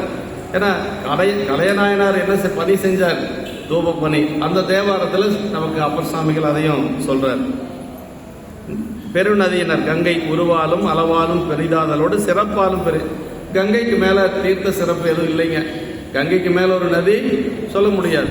ஆனா சொன்னார் சேக்கிழார் பெருமான், எங்க சொன்னார்னா கண்ணப்ப நாயனார் கோணத்தில் சொன்னார், கங்கையை விட புனிதமான நீர் ஒன்று இருக்குன்னா கண்ணப்ப நாயனோட எச்சில் அப்படின்னார். ஏன் அப்படின்னா அதுதான் நாளைக்கு பெருமானுக்கு அபிஷேகமா போக போகுது. கங்கையின் புனிதமான் திருவாய் நீரில் அப்படின்னார். கங்கையின் புனிதமாம் திருவாய் நீரில் உள் நனைந்து அமுதமூறி ஒழுகிய மலலை தீஞ்சொல் அப்படின்னார். குழந்தை பேச ஆரம்பிக்குது, ஒரு 2 வயசு குழந்தைன்னு வச்சுக்கோங்களேன். பேச ஆரம்பிக்கிற பொழுது வாயில எச்சில் வரும் இல்லையா, அந்த எச்சிலுக்கு ஒரு ஓமை சொல்றாரு சேக்கிழார் பெருமான், கங்கையின் புனிதமாம் திருவாய். இதுவரைக்கும் கங்கையை விட புனிதமான நீர் எங்கேயும் சொன்னதே இல்லை. ஆனா கண்ணப்ப நாயனோட எச்சில் நீரை சொல்லுகின்ற பொழுது மட்டும் கங்கையின் புனிதமாம் திருவாய் நீர் அப்படின்றார். அதுதான் நாளைக்கு காலத்திநாதருக்கு பொன்முகலை ஆற்று நீரோடு சேர்ந்து அபிஷேகமாக போகுது. அதனால முன்கூட்டியே சொல்லிடுறாரு. தீர்த்த சிறப்பு அப்படின்னா கங்கை தான். கங்கைக்கு மேல சொல்ல முடியும். அது பெருநதி என்று சொல்லுவது கங்கை தான். அதாவது சிவபெருமான் சிரத்தில் தாங்க பெற்ற பெருமை வேறு எந்த நதிக்கும் இல்லை.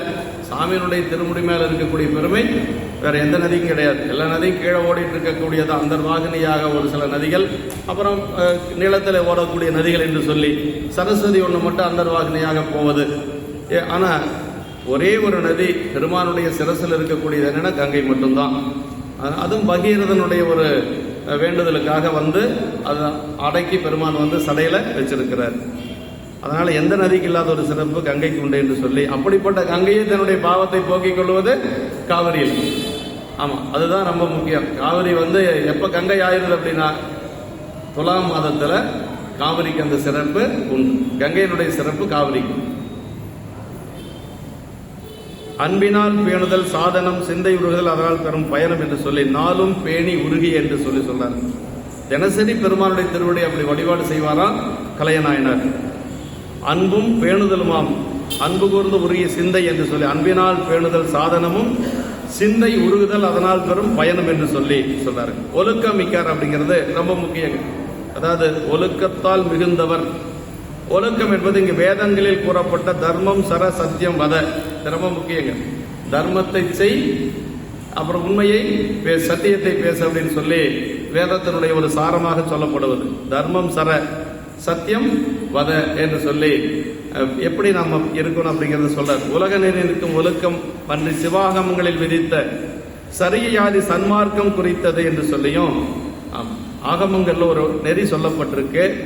வேத நெறி சைவ நெறி என்ற இரண்டு வேத ஒழுக்க முன்னர் மறைமுன்னூல் மார்பில் அந்தனர் என்றதால் கூறப்பட்டது. அதை நம்ம ஞானசம்பந்த பெருமாளுடைய புராணத்தில் இதான் பார்க்கிறோம். வேத நெறி தலை தோங்க மிகு சைவத்துறை விளங்க என்று சொல்லி சொல்றோம். மறைமுன்னூல் மார்பில் அந்தனர் என்று சொல்லி அடுத்தது சைவத்துறையில சொல்லப்பட்டிருக்கு என்று சொல்லி சன்மார்க்கம் குறித்தது என்று சொல்லி சொல்ல. சிந்தையார் என்றதை 6ஆம் வேற்றுமை தொகையாக கொண்டு சிந்தையார்களது சைவ ஒழுக்கம் என்ற உரைப்பினும் அமையும் என்று சொல்லி இவ்வாறு வந்த சைவ ஒழுக்கத்தை மேல்வரும் பாட்டாலும் அதனின் மிக்கின்ற தன்மையை அதன் நம்முடைய நம்பிகளை பற்றி சொல்லுகின்ற பொழுது சேக்கிழ பெருமான் என்ன சொல்றாருன்னா, மன்னவர் திருவும் வைதீக திருவும் பொங்க அப்படிம்பாருங்க. அந்த அவருடைய திருமேனையில ஒரு இளவரசருக்கு உண்டான அடையாளம் இருந்தது. அதே மாதிரி ஒரு வைதீக குழந்தை, ஒரு அந்தனருடைய குழந்தை எப்படி இருக்கும், சிவாச்சாரியாருடைய குழந்தை எப்படி இருக்கும், அந்த ஒரு தோற்றமும் பொலிவும் அந்த இதுல ரெண்டும் இருந்துதான். மன்னவர் திருவும் வைதீக திருவும் பொங்க அப்படின்னு சொல்லி சேக்கிழ பெருமான் தடுத்தாட்கொண்ட புராணத்துல குழந்தை பற்றி சொல்லுகின்ற பொழுது வரும்.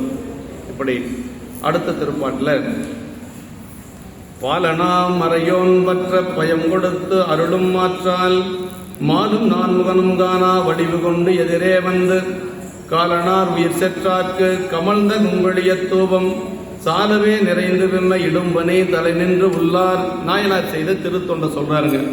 நாயனார் செய்த தொண்டு என்னன்னா, தூபப்பணி தான் செய்திருக்கிறார். பெருமானுக்கு தினசரி தூபம் விடுவது, அது கடைசி வரைக்கும் வறுமை வந்த காலத்திலையும் விடாது செய்தார் அப்படிங்கறதுதான் பெருமை. இப்ப நம்ம எல்லாம் ஒரு தொண்டு செய்வோம் கொஞ்ச நாளைக்கு, அப்புறம் ஏதாவது ஒரு சிரமம் வந்ததுன்னு வச்சுங்களேன் விட்டுருவோம். அப்புறம் என்ன சொல்லுவோம்னா, எப்ப செய்ய முடியுமோ அப்ப செஞ்சுக்கலாங்க, சாமி அந்த வாய்ப்பை கொடுக்கட்டு அப்படின்னு சொல்லுவோம். ஆனா இவங்கெல்லாம் அப்படி அல்ல. தன்னுடைய உயிரே போனாலும் கூட அந்த தொண்டில் இருந்து கொஞ்சம் கூட பிறள மாட்டாங்க. இப்ப நாயனார் வறுமை வந்த பொழுதும் நமக்கு அடிப்படையா இளையான்குடி நாயனார் குணம் தான். ஆமா, அதாவது செல்வம் மேவிய நாளில் செயல் செய்வதன்றியும் அல்லல் நல்குறவான போதிலும் வல்லல் என்று அறிவிக்கவே. அப்பதான் அதுக்காகத்தான் அவருக்கு அந்த வறுமை வந்ததான். அது என்ன சொல்லுவார், மெய்யினால் அப்படின்னு சொல்லி சொல்லுவார். அல்லல் நல்குறவான போதிலும் வல்லல் என்று அறிவிக்கவே மெல்லம் மாறிய செல்வம் மறைந்து மெய்யினால் வறுமை வந்தது என்று சொல்லி சேக்கிழ பெருமான் அந்த மெய்யினால் அப்படின்னா அருளால வந்தது அப்படின்னு சொல்லி சொல்றாருங்க.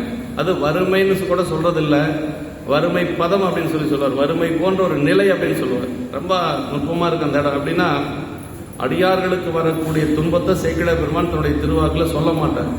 வறுமைன்னு சொல்ல முடியல அவரால், வறுமை பதம் அப்படிங்கிறார். வறுமை போன்ற ஒரு நிலை தான் வந்ததே ஒழிய வறுமை வரல அப்படின்னு சொல்லி சொல்லுவார். பல இடங்கள் அதை பார்க்கலாம்.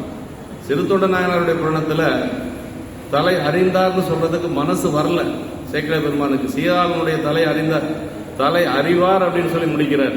உலகியலை வென்ற தாதையார் தலை அறிவார்னு தான் சொல்லணும். அறிந்தார்னா புராணம் தப்பு. அறிந்தார்னு சொல்ல முடியாது, அவரால் சொல்ல முடியல. அதுக்கு ரெண்டுக்கு என்ன வித்தியாசம் அப்படின்னா, அறிந்தார் அப்படின்னா இறந்த காலம், அறிவார் அப்படின்னா எதிர்கால வினைமுற்றுறதுக்கு பேரு இலக்கணத்துல. எதிர்கால வினைமுற்று நடக்க போறது, அது நடந்ததா அவரால் சொல்ல முடியல. சீக்கிரமா முடிச்சிருவார் அந்த பாட்டை மட்டும். அதை ஒவ்வொன்றா ஒவ்வொரு உறுப்புகளா இதெல்லாம் பண்ணதெல்லாம் ஏதோ விரிச்சு சொல்ல மாட்டார். ஏன்னா அந்த துன்பமான நிலைகள் அடியாருக்கு வருகின்ற பொழுது சேக்கிழ பெருமான் அதை மங்களமா முடிச்சு காட்டுவது அப்படிங்கிறது தான் அந்த இடத்துல பார்க்க முடியும். அறிந்தார்னு சொல்றதே இல்லை, அறிவார் அப்படின்னு தான் சொல்லுவார். இப்படி பாலனா மறையோன் பற்ற அப்படின்னார். பாலனாகிய மறைவரா மார்க்கண்டேய முனிவர் பற்றி கொண்டதனால் அவரது பயம் முழுதும் கெடுத்து அருள் செய்த வாற்றினால். அதாவது பெருமான் எப்படி அவர் பூஜை செய்தார் அப்படின்னா, அதாவது என்ன சொல்றது, மணிவாசக பெருமான் சொல்வது போல நம்மளும் பூசை பண்றோம். ஆனா அவர் எப்படி பூசை பண்ணார்னா, உன் கையில் பிள்ளை உனக்கே அடைக்கலம் அப்படிங்கிற ஒரு இதுல எல்லாமே சாமி தான் இல்லைங்களா. அந்த காலன் வருகின்ற பொழுது தன்னுடைய முயற்சியை தான் அவர் செய்யல, பெருமானுடைய திருவடியில தான் வீழ்ந்து கிடந்தார். பெருமான் தன்னுடைய திருவடியில் இருக்கக்கூடிய ஆன்மாவை கண்டிப்பா காப்பாற்றி ஆகணும் அப்படிங்கிறதான். அது பேராசிரியர் ஐயா வையாவுடையார் சொன்ன மாதிரி சிவபூசை செய்யக்கூடியவங்களை காலன் பற்ற முடியாது அப்படிங்கிறது தான் உண்மைங்க. அது யாரு அழைச்சிட்டு போகணும் அப்படின்னா சிவகணங்கள் தான் அழைத்து கொண்டு செல்ல முடியும். அதனால காலன் அங்க ஒன்றும் செய்ய முடியல. மார்க்கண்டைய சிவபூஜை பண்ணுவர், அதனால அவரை செய்ய முடியல அப்படின்னு சொல்லுவாங்க. இப்படி அவருடைய பயத்தை கெடுத்து அருள் செய்த பாற்றினால் திருமாலும் பிரமனும் தேடி காணாத வடிவனை கொண்டு வெளிப்பட்டு வந்து காலனை உதைத்து உருட்டி உயிர் போக்கி அமிர்த கடேஸ்வரராகிய சிவபெருமானுக்கு மனமிக்க குங்குளிய தூபத்தை மிகவும் நிறைந்து வீசும்படியாக இருக்கின்ற திருப்பணியில் சிறந்து நின்றவராயினார் என்று சொல்லி பெருமானுக்கு அவர் செய்த தொண்டை இந்த பாட்டில் சொல்றார். குங்குலியம் போடுவது அப்படிங்கிறது தான் அவருடைய தொண்டுங்க. பாலனா மறையோன் அப்படின்னா மார்க்கண்டேய முனிவரை பத்தி 16 வயதுங்கிறனால பாலன் அப்படின்னு சொல்றாருங்க. சிவபெருமான் அருளிய வரத்தினால் இவர் என்றும் அந்த 16 வயதே உடையராகின்றார் என்று சொல்லி மார்க்கண்டேயருக்கு எப்பொழுதும் வயது 16 அப்படிங்கிறது தான் சொல்லப்படுவது. பயம் கெடுத்தல் அப்படின்னா கால வேதனை போக்குதல் என்று சொல்லி சிவப்பேர் அருளுதல்ங்கிறது சிவப்பேராகிய மேலானரியில் வைத்தல் என்று சொல்ல பாச நீக்கமும் சிவப்பேருமாக இரு பயனும் சொல்லப்பட்டிருக்கு. இதுல பயம் கெடுத்தல் அருளுதல் என்று சொல்லி பாச நீக்கம் சிவப்பேர் இல்லைங்களா. அதான் சைவ சித்தாந்தத்தினுடைய முடிந்த முடிவு தான் இல்லைங்களா. வீடு பேர் அப்படிங்கிறது என்னன்னா விடுதல் பெறுதல், வந்த பாசங்களை விடுவது, சிவப்பேரு பெறுவது என்று சொல்வார். வஞ்ச நமன் வாதனைக்கும் வன்பிறவி வேதனைக்கும் அஞ்சியுனை அடைந்தேன் ஐயா பராபரம் என்று சொல்லி தாயுமானவரும் சொல்லாருங்க. அதுவும் நின்றவூர் தேவாரத்தில் வரும். அஞ்சியாகிலும் அன்பு பட்டாகிலும் நெஞ்சம் வாலி நினைமட நெஞ்சமே. பெருமான வழிபாடு செய்யணும். ஒரு சிலர் அன்பா வழிபாடு செய்வாங்க. சரி, அன்பா வழிபாடு செய்ய முடியலன்னா எப்படியும் பயந்துட்டாவது வரலைன்னா ஏதாவது ஆயிரமோ. பெருமான வழிபாடு செய்யல பயந்தாது எப்படியாவது பெருமான வழிபாடு செய்யணும் அப்படிங்கிறார் அப்பர் சாமிகள். அஞ்சியாகிலும் அன்பு பட்டாகிலும் நெஞ்சம் வாலி நினைமட நெஞ்சமே என்று சொல்லி திருமுறை நமக்கு சொல்லுது. மாலும் நான்கும் காண பெருமானும் திருமாலும் பிரம்மனும் தேடி காண முடியாது. இது பல இடங்கள்ல வருங்க. ஏன் காண முடியல அப்படிங்கிறது லிங்கபுராண குறுந்தொகையில 12 பாட்டு இருக்கு. லிங்கபுராண குறுந்தொகை பார்த்தா தான் தெரியும். திருமாலும் பிரம்மனை ஏன் காண முடியலன்னா அன்பா பெருமானை வழிபாடு செய்யல. அவங்க இப்ப நம்ம அடியார்கள் பூசை செய்வது மாதிரி அவங்க பண்ணல. நான் பெரியவனா நீ பெரியவனா அந்த தன்முனை போட தேடினாங்க, காண முடியும். புக்கணைந்து புரிந்தலர் இட்டிலர் நக்கணைந்து நறுமலர் கொய்தலர் சொக்கணைந்த சுடருளை வண்ணனை மிக்கு காணலுற்றாரங்கு இருவரே அப்படின்னாரு லிங்கபுராண குறுந்தொகையில. மகா சிவராத்திரி அப்ப லிங்கோத்பவ காலத்துல இந்த பதிகத்தை தான் பாடணும்னு பேராசிரியரையா சொல்லியிருக்காங்க வகுப்புல. ஆமா, இந்த பதிகத்தை பாடணும். ஏதாவது சிந்திக்கிற மாதிரி இருந்தாலும் இந்த பதிகத்தை சிந்திக்கணும். அந்த 12 பாடல் இருக்கு இல்லைங்களா, அதை மட்டும்தான் சிந்திக்கணும் அப்படின்னு சொல்லி ஐயா சொல்லியிருக்காங்க வகுப்புல. ஆமா, ஏன் அவங்க 2 பேரும் காண முடியலைங்கிறதுக்கு இந்த 12 பாட்டுல விடை இருக்கு. அவங்க பெருமான் கோயில கூட்டுல மெழுகல, கூட கூடையா பூ பறித்து கொண்டு பெருமானுக்கு சாற்றல, அப்புறம் சங்கநாதம் ஊதி பெருமானை வழிபாடு செய்யல, திருநீர் அணிந்து கொண்டு பெருமானை இப்படி எல்லா காரணம் அந்த லிங்கபுராண குறுந்தொகையில் சொல்லப்பட்டிருக்கு. இந்த லிங்கபுராண குறுந்தொகை அவ்வளவு சிறப்புடைய ஒரு திருப்பதிகம். அதுல திருமாலும் பிரம்மனும் ஏன் காண முடியல அப்படின்னு சொல்லப்பட்டிருக்கு. காணா வடிவு கொண்டு எதிரே காண முடியாது நின்றவர் காணுமாறு உள்ளவர் வடிவு கொண்டு தாமே எதிரில் என்று சொல்றாருங்க. அப்படி காண முடியாத பெருமான் அடியார்களுக்கெல்லாம் அப்படி இல்லை. தேவர்களுக்கு மட்டும்தான் பெருமான் கனவிலும் தேவருக்கு அறியாய் போற்றினாரு, நனவிலும் நாயனுக்கு அருளினை போற்றி என்று சொல்லி அடியார்களுக்கு பெருமான் எளிவந்த பிரான் இல்லைங்களா. இன்ன தன்மையன் என்று அறிய ஒன்னா எம்மானை அடுத்து என்ன சொல்ற எளிவந்த பிரானை அப்படின்னாரு. தேவர்களுக்கு அப்படி இருந்தாலும் அடியார்களுக்கு எளிவந்த பிரான் என்று சொல்லி ஆணவ மறைப்பு உள்ள வழி காணா வடிவாய் நின்றதும் ஆணவ நீங்கி தானற்ற வழி எதிர்வந்ததும் ஆம் என்று குறிக்க பெருந்தேவர்களும் பெருமுயற்சியதும் காண உண்ணாதவர் தாமே வெளிவருவர் என்று சொல்றாருங்க. பயம் கெடுத்தருளும் ஆற்றால் என்று சொல்லி இங்க காணும் வடிவு கொண்டு எதிர்வந்தது அடியவருக்கு பயம் போக்கி அருள் செய்யும் பொருட்டே என்று காலன் காணும்படியாக அன்று. இந்த இடத்துல கூட காலன் பார்க்கணுங்கிறதுக்காக சாமி வரல திருக்கடையூருக்கு, மார்க்கண்டேயருக்கு அருள் செய்வதற்காகத்தான் வந்தாரு. அவனுக்கு ஒரு நல்ல நேரம் சாமியினுடைய காதால உதப்பட்டான் இல்லைங்களா? பாரு எப்படியா அவனுக்கு பெருமானுடைய திருவடி அவன் மேல பட்டிருக்கு. உயிர் போனா என்னப்பா, மீண்டும் அவன் வந்துட்டான் இல்லையா? பெருமானை மீண்டும் அருள் செய்துட்டாரு. அவருக்கு திருக்கடையூருக்கு வந்தது காலனுடைய உயிரை போக்கணும், காலன் பார்க்கணுங்கிறதுக்காக அல்ல, மார்க்கண்டேயருக்கு அருள் செய்வதற்காகத்தான் வந்தது. அப்ப பெருமான் வந்து அடியார்களுக்கு எந்த இடத்துல துன்பங்கள், அதுவும் ஏர்கோன் கலிக்காமத்துல சுந்தரர் கேட்பாரு, அடியார் இடுக்கன் தரியாரோ அப்படின்பார். அப்படின்னா அடியார் துன்பத்தை பார்த்து நீங்க இருக்க மாட்டீங்கல்ல, இப்ப நான் இவ்வளவு துன்பப்படுறேன், இந்த இரவே போய் நீங்க பறவையார் இடத்துல சென்று குலவி தீர்த்து வரணும் அப்படின்னு சொல்லி சொல்றாரு. உரிமையோட கேட்கிறாரு. போயிட்டு வந்து என்னால முடியலன்னு சொல்றாரு. அவ ஒத்துக்க மாட்டேன்ட்டா அப்படின்னு சொல்லி சொல்றாரு. அதுக்கு சுந்தரர் மீண்டும் சொல்றாரு, அடியார் இடுக்கன் தரியாரு அப்படின்னு. அடியார் துன்பத்தை பார்த்து நீங்க சும்மா இருக்க மாட்டீங்கல்ல. அதுவும் என்ன சொல்லுவார் அப்படின்னா, நானா வந்து உங்களை வந்து என்னை ஆட்கொள்ளுங்கன்னு சொன்னேன், நீங்க தானே என்னை வழியை ஆட்கொண்டீங்க, வழியை ஆட்கொண்டு என்னெல்லாம் எனக்கு செய்யறேன்னு சொன்னீங்க, இப்படி கொண்டு வந்து விட்டுருக்கிறீங்களே, இப்பவே போய் அதை முடிச்சுட்டு வரலைன்னா உயிரை விடுவேன் அப்படின்னாரு. இந்த இரவே உயிரை விட்டுருவேன் அப்படின்னு சொன்னதுக்கு பிறகு பெருமான் போய் 2வது முறை போயிட்டு வராரு. நல்ல செய்தியோட வராருன்னு வச்சுங்களேன். அது கூட நல்லா சுவையா இருக்கு. அவர் அங்க புறப்படுற பொழுது, எங்க திருவாரூர் கோயில்ல புறப்படுற பொழுது தியாகேஸ்வரா புறப்படுறாரு. அங்க போற பொழுது எப்படி போய் சேர்றாருன்னா, ஒரு அந்தனரா போய் சேர்றாரு. ஒரு கோயில் பூசை பண்ணக்கூடிய சிவாஞ்சரியரா போய் சேர்றாரு. புறப்படுற பொழுது தியாகேஸ்வரர், போற வரையில எப்படி மாறுறாரு, அந்தனரா போறாரு. அதுதான் ரொம்ப சுவையா இருக்கு அந்த இடம். நம்ம அவர்கிட்ட பேசுற பொழுதெல்லாம் சாமியா தான் பேசுறாரு. பறவையார்கிட்ட செல்லுகின்ற பொழுது அந்தனர் வடிவத்துல போய் குலவீதிற்கு போறார். அதான் பெருமானுடைய ஒரு கருணை. அதான் இங்க இந்த இடத்துல சொல்றாரு, வடிவு கொண்டு எதிர் வந்தது அடியவருக்கு பயம் போக்கி அருள் செய்யும் பொருட்டை என்று காலன் காணும்படியாக அன்று அப்படின்ட்டார். காலன் பார்க்கணுங்கிறதுக்காக அல்ல, அவனும் காண வந்தனரே என்னை நெல்லுக்கு எதிர்த்த நீர் புல்லுக்கு ஆவது போல, அதை நெல்லுக்கு பாய்ந்த தண்ணீர் புல்லுக்கும் பாய்ந்த மாதிரி அவனும் பார்த்துட்டான். அவனுக்கும் பெருமானுடைய இது கிடைச்சது என்று சொல்லி சொல்றாரு. காலனுக்கு அகதை உதைத்து உருட்டி சங்கரிக்கும் பயம் கொடுக்கும் வடிவமாயிருந்தது. எதிர்வருதல் அடியாருக்கும் செறுதல் அல்லாருக்குமாக நின்றது. அதாவது அருள் செய்வது அடியார்களுக்கு, செறுதல் அப்படின்னா பயத்தை கொடுப்பது இறைவனிடத்தில் அன்பில்லாதவருக்கு என்று சொல்லி அதை 2ஆ பிரித்து சொல்றாரு. ஒரே நிலையில் இந்த 2 தன்மைகளும் நின்ற பெருமை நக்கீர தேவனார் கோபப்பிரசாதம் என்று சொல்லி, நக்கீரர் வந்து 11ஆம் திருமுறையில் கோபப்பிரசாதம் எழுதியிருக்கிறார். பெருமான் காலனை உதைத்து உருட்டியதெல்லாம் அதுல அந்த பதிகத்தில் எழுதியிருக்கார். கோபப்பிரசாதத்துல சாமி எப்படி கோபப்பட்டாரு, ஏன் கோபப்பட்டாரு, தன்னுடைய அடியாருக்கு துன்பம் வருகின்ற பொழுது அந்த மார்க்கண்டேயரை காப்பதற்காக அந்த கோபம் வந்தது. அந்த கோபப்பிரசாதம் சொல்லியே எழுதியிருக்கிறாருங்க. 11ஆம் திருமுறையில் இருக்கு. மறைவையில் மார்க்கண்டேயர் அருளியும் எனவும் மறிகடல் உலகின் மண்ணுயிர் கவரும் கூற்றுவன் தனக்கோர் கூற்றுவன் ஆகியும் என்று பாராட்டினார் என்று சொல்லி, கூற்றுவனுக்கே கூற்றுவனாக இருந்தது பெருமானுக்கு. அதை காலன் அப்படின்னு சொல்லி சொல்றீங்களா, சொல்ல முடியாதான்.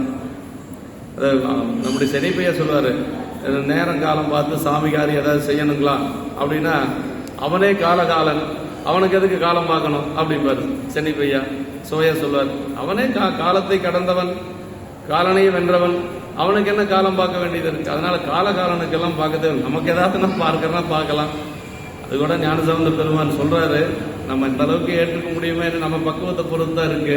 என்ன சொல்றாரு அப்படின்னா, திருமறைக்காட்டுல சொல்றாருங்க, அந்த மதுரை செல்லுகின்ற பொழுது அப்பர் சாமிகள் 4 கோலும் சரியில்லை அப்படின்னு சொல்லி சொல்றாரு. அதுக்கு அவர் என்ன சொல்றாரு அப்படின்னா, ஞானசம்பந்த பெருமான் அப்ப இருந்தா அவருக்கு ஒரு 10 வயசு தான் இருக்கு.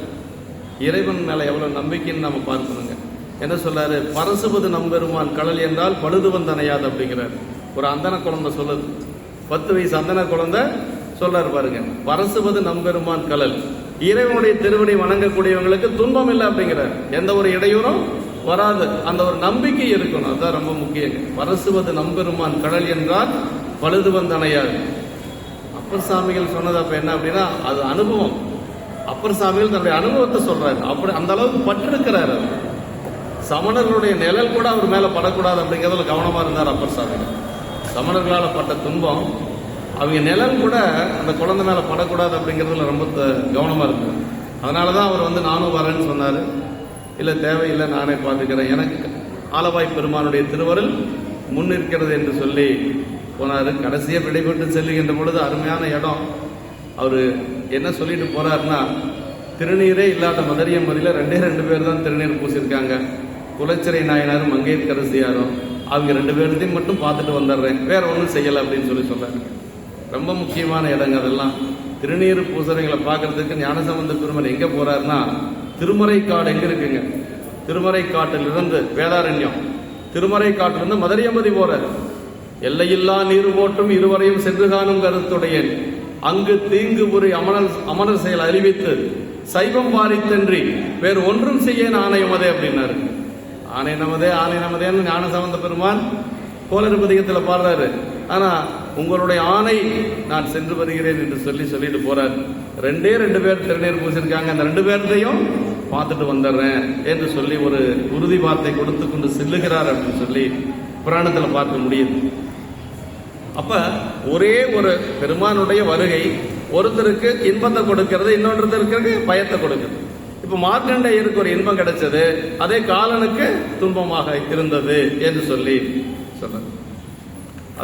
விஷ்ணுக்கு அதாவது திருமால் பிரமனுக்கும் காண கிடைக்காத திருவடியை யான் அறிய பெற்றேன் என்று காலன் இருமாந்தரன் என்னும் கருத்தை அப்பர் சாமிகள் அதை என்ன சொல்லலாம், அவனுக்கு ஒரு மகிழ்ச்சியாம், தான் உதவட்டாலும் பரவாயில்ல, திருமாலம் பிரமனை தேடி காண முடியாத திருவடி. ஏன்னா தேவர்கள் எல்லாம் பெரிய தேவர்கள் அவங்க 2 பேர் தானே. திருமாலும் பிரமனும் தேடி காண முடியாத திருவடி என் மேல பட்டுருச்சு, பரவாயில்ல, உதவட்டாலும் பரவாயில்ல அப்படின்னு சொல்லி கொஞ்சம் அவனுக்கு ஒரு இருமாப்பு இருந்துதான். பாருங்க எப்படி எல்லாம் அப்பர் சாமிகள் அதை சொல்றாரு.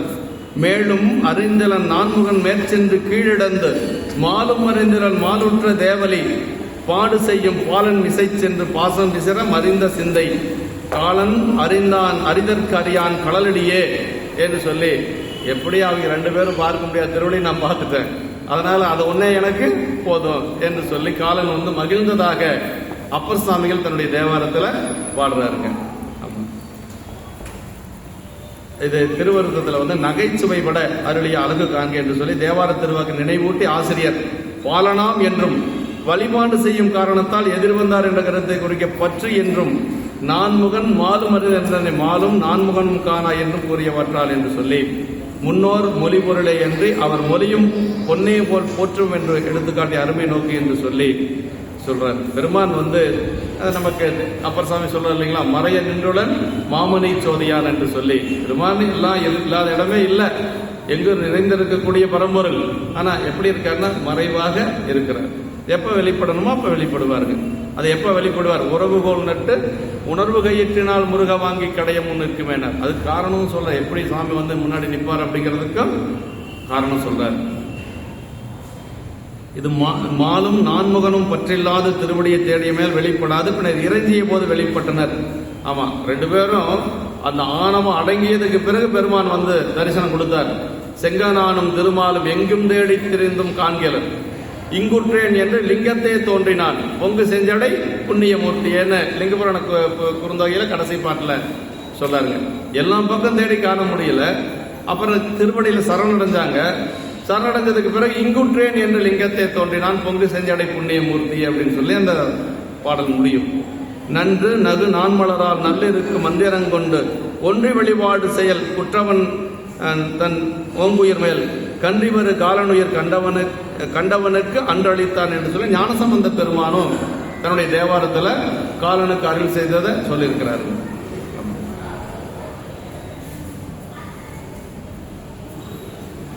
பதத்திலும் மந்திரம் அஞ்செழுத்து ஓதி பரிவினோடு மிதத்திலும் ஆணி தன் உயிர் உண்ண வெகுண்டு அடர்த்த கதத்தெழு காலனை கண்குருதி புனல் ஒழுக உதைத்தெழு சேபடியான் கடவுர் உரை உத்தமனே என்று சொல்லி நமக்கு திருவிருத்தத்திலே சொல்லப்பட்டிருக்கு. இப்படி குங்குலிய அப்படி இருக்கக்கூடிய பெருமான் நாயனார் வந்து குங்குலிய தூபம் வந்து பெருமானுக்கு இடக்கூடிய ஒரு பணி செய்து கொண்டிருக்கிறார் என்று சொல்லி செற்றார்க்கு கமழ்ந்த குங்குலிய தூபம் என்று சொல்லி அப்படி இறைவனது வழிபாட்டுக்குரியதாய் சிவ ஆகமங்களில் விதித்த குங்குலிய தூபம் என்று சொல்லி தூப பணி அப்படிங்கிறது ரொம்ப ரொம்ப முக்கியமான ஒரு பணி. பெருமானுக்கு ரொம்ப ரொம்ப பிடித்தது, விரும்பி அவர் ஏற்றுக்கொள்வது தூபங்க. இறைவனுக்கு வந்து அந்த தூப பணி என்று சொல்வது இன்னும் சில இடங்கள்ல தூபம் போடுவாங்க.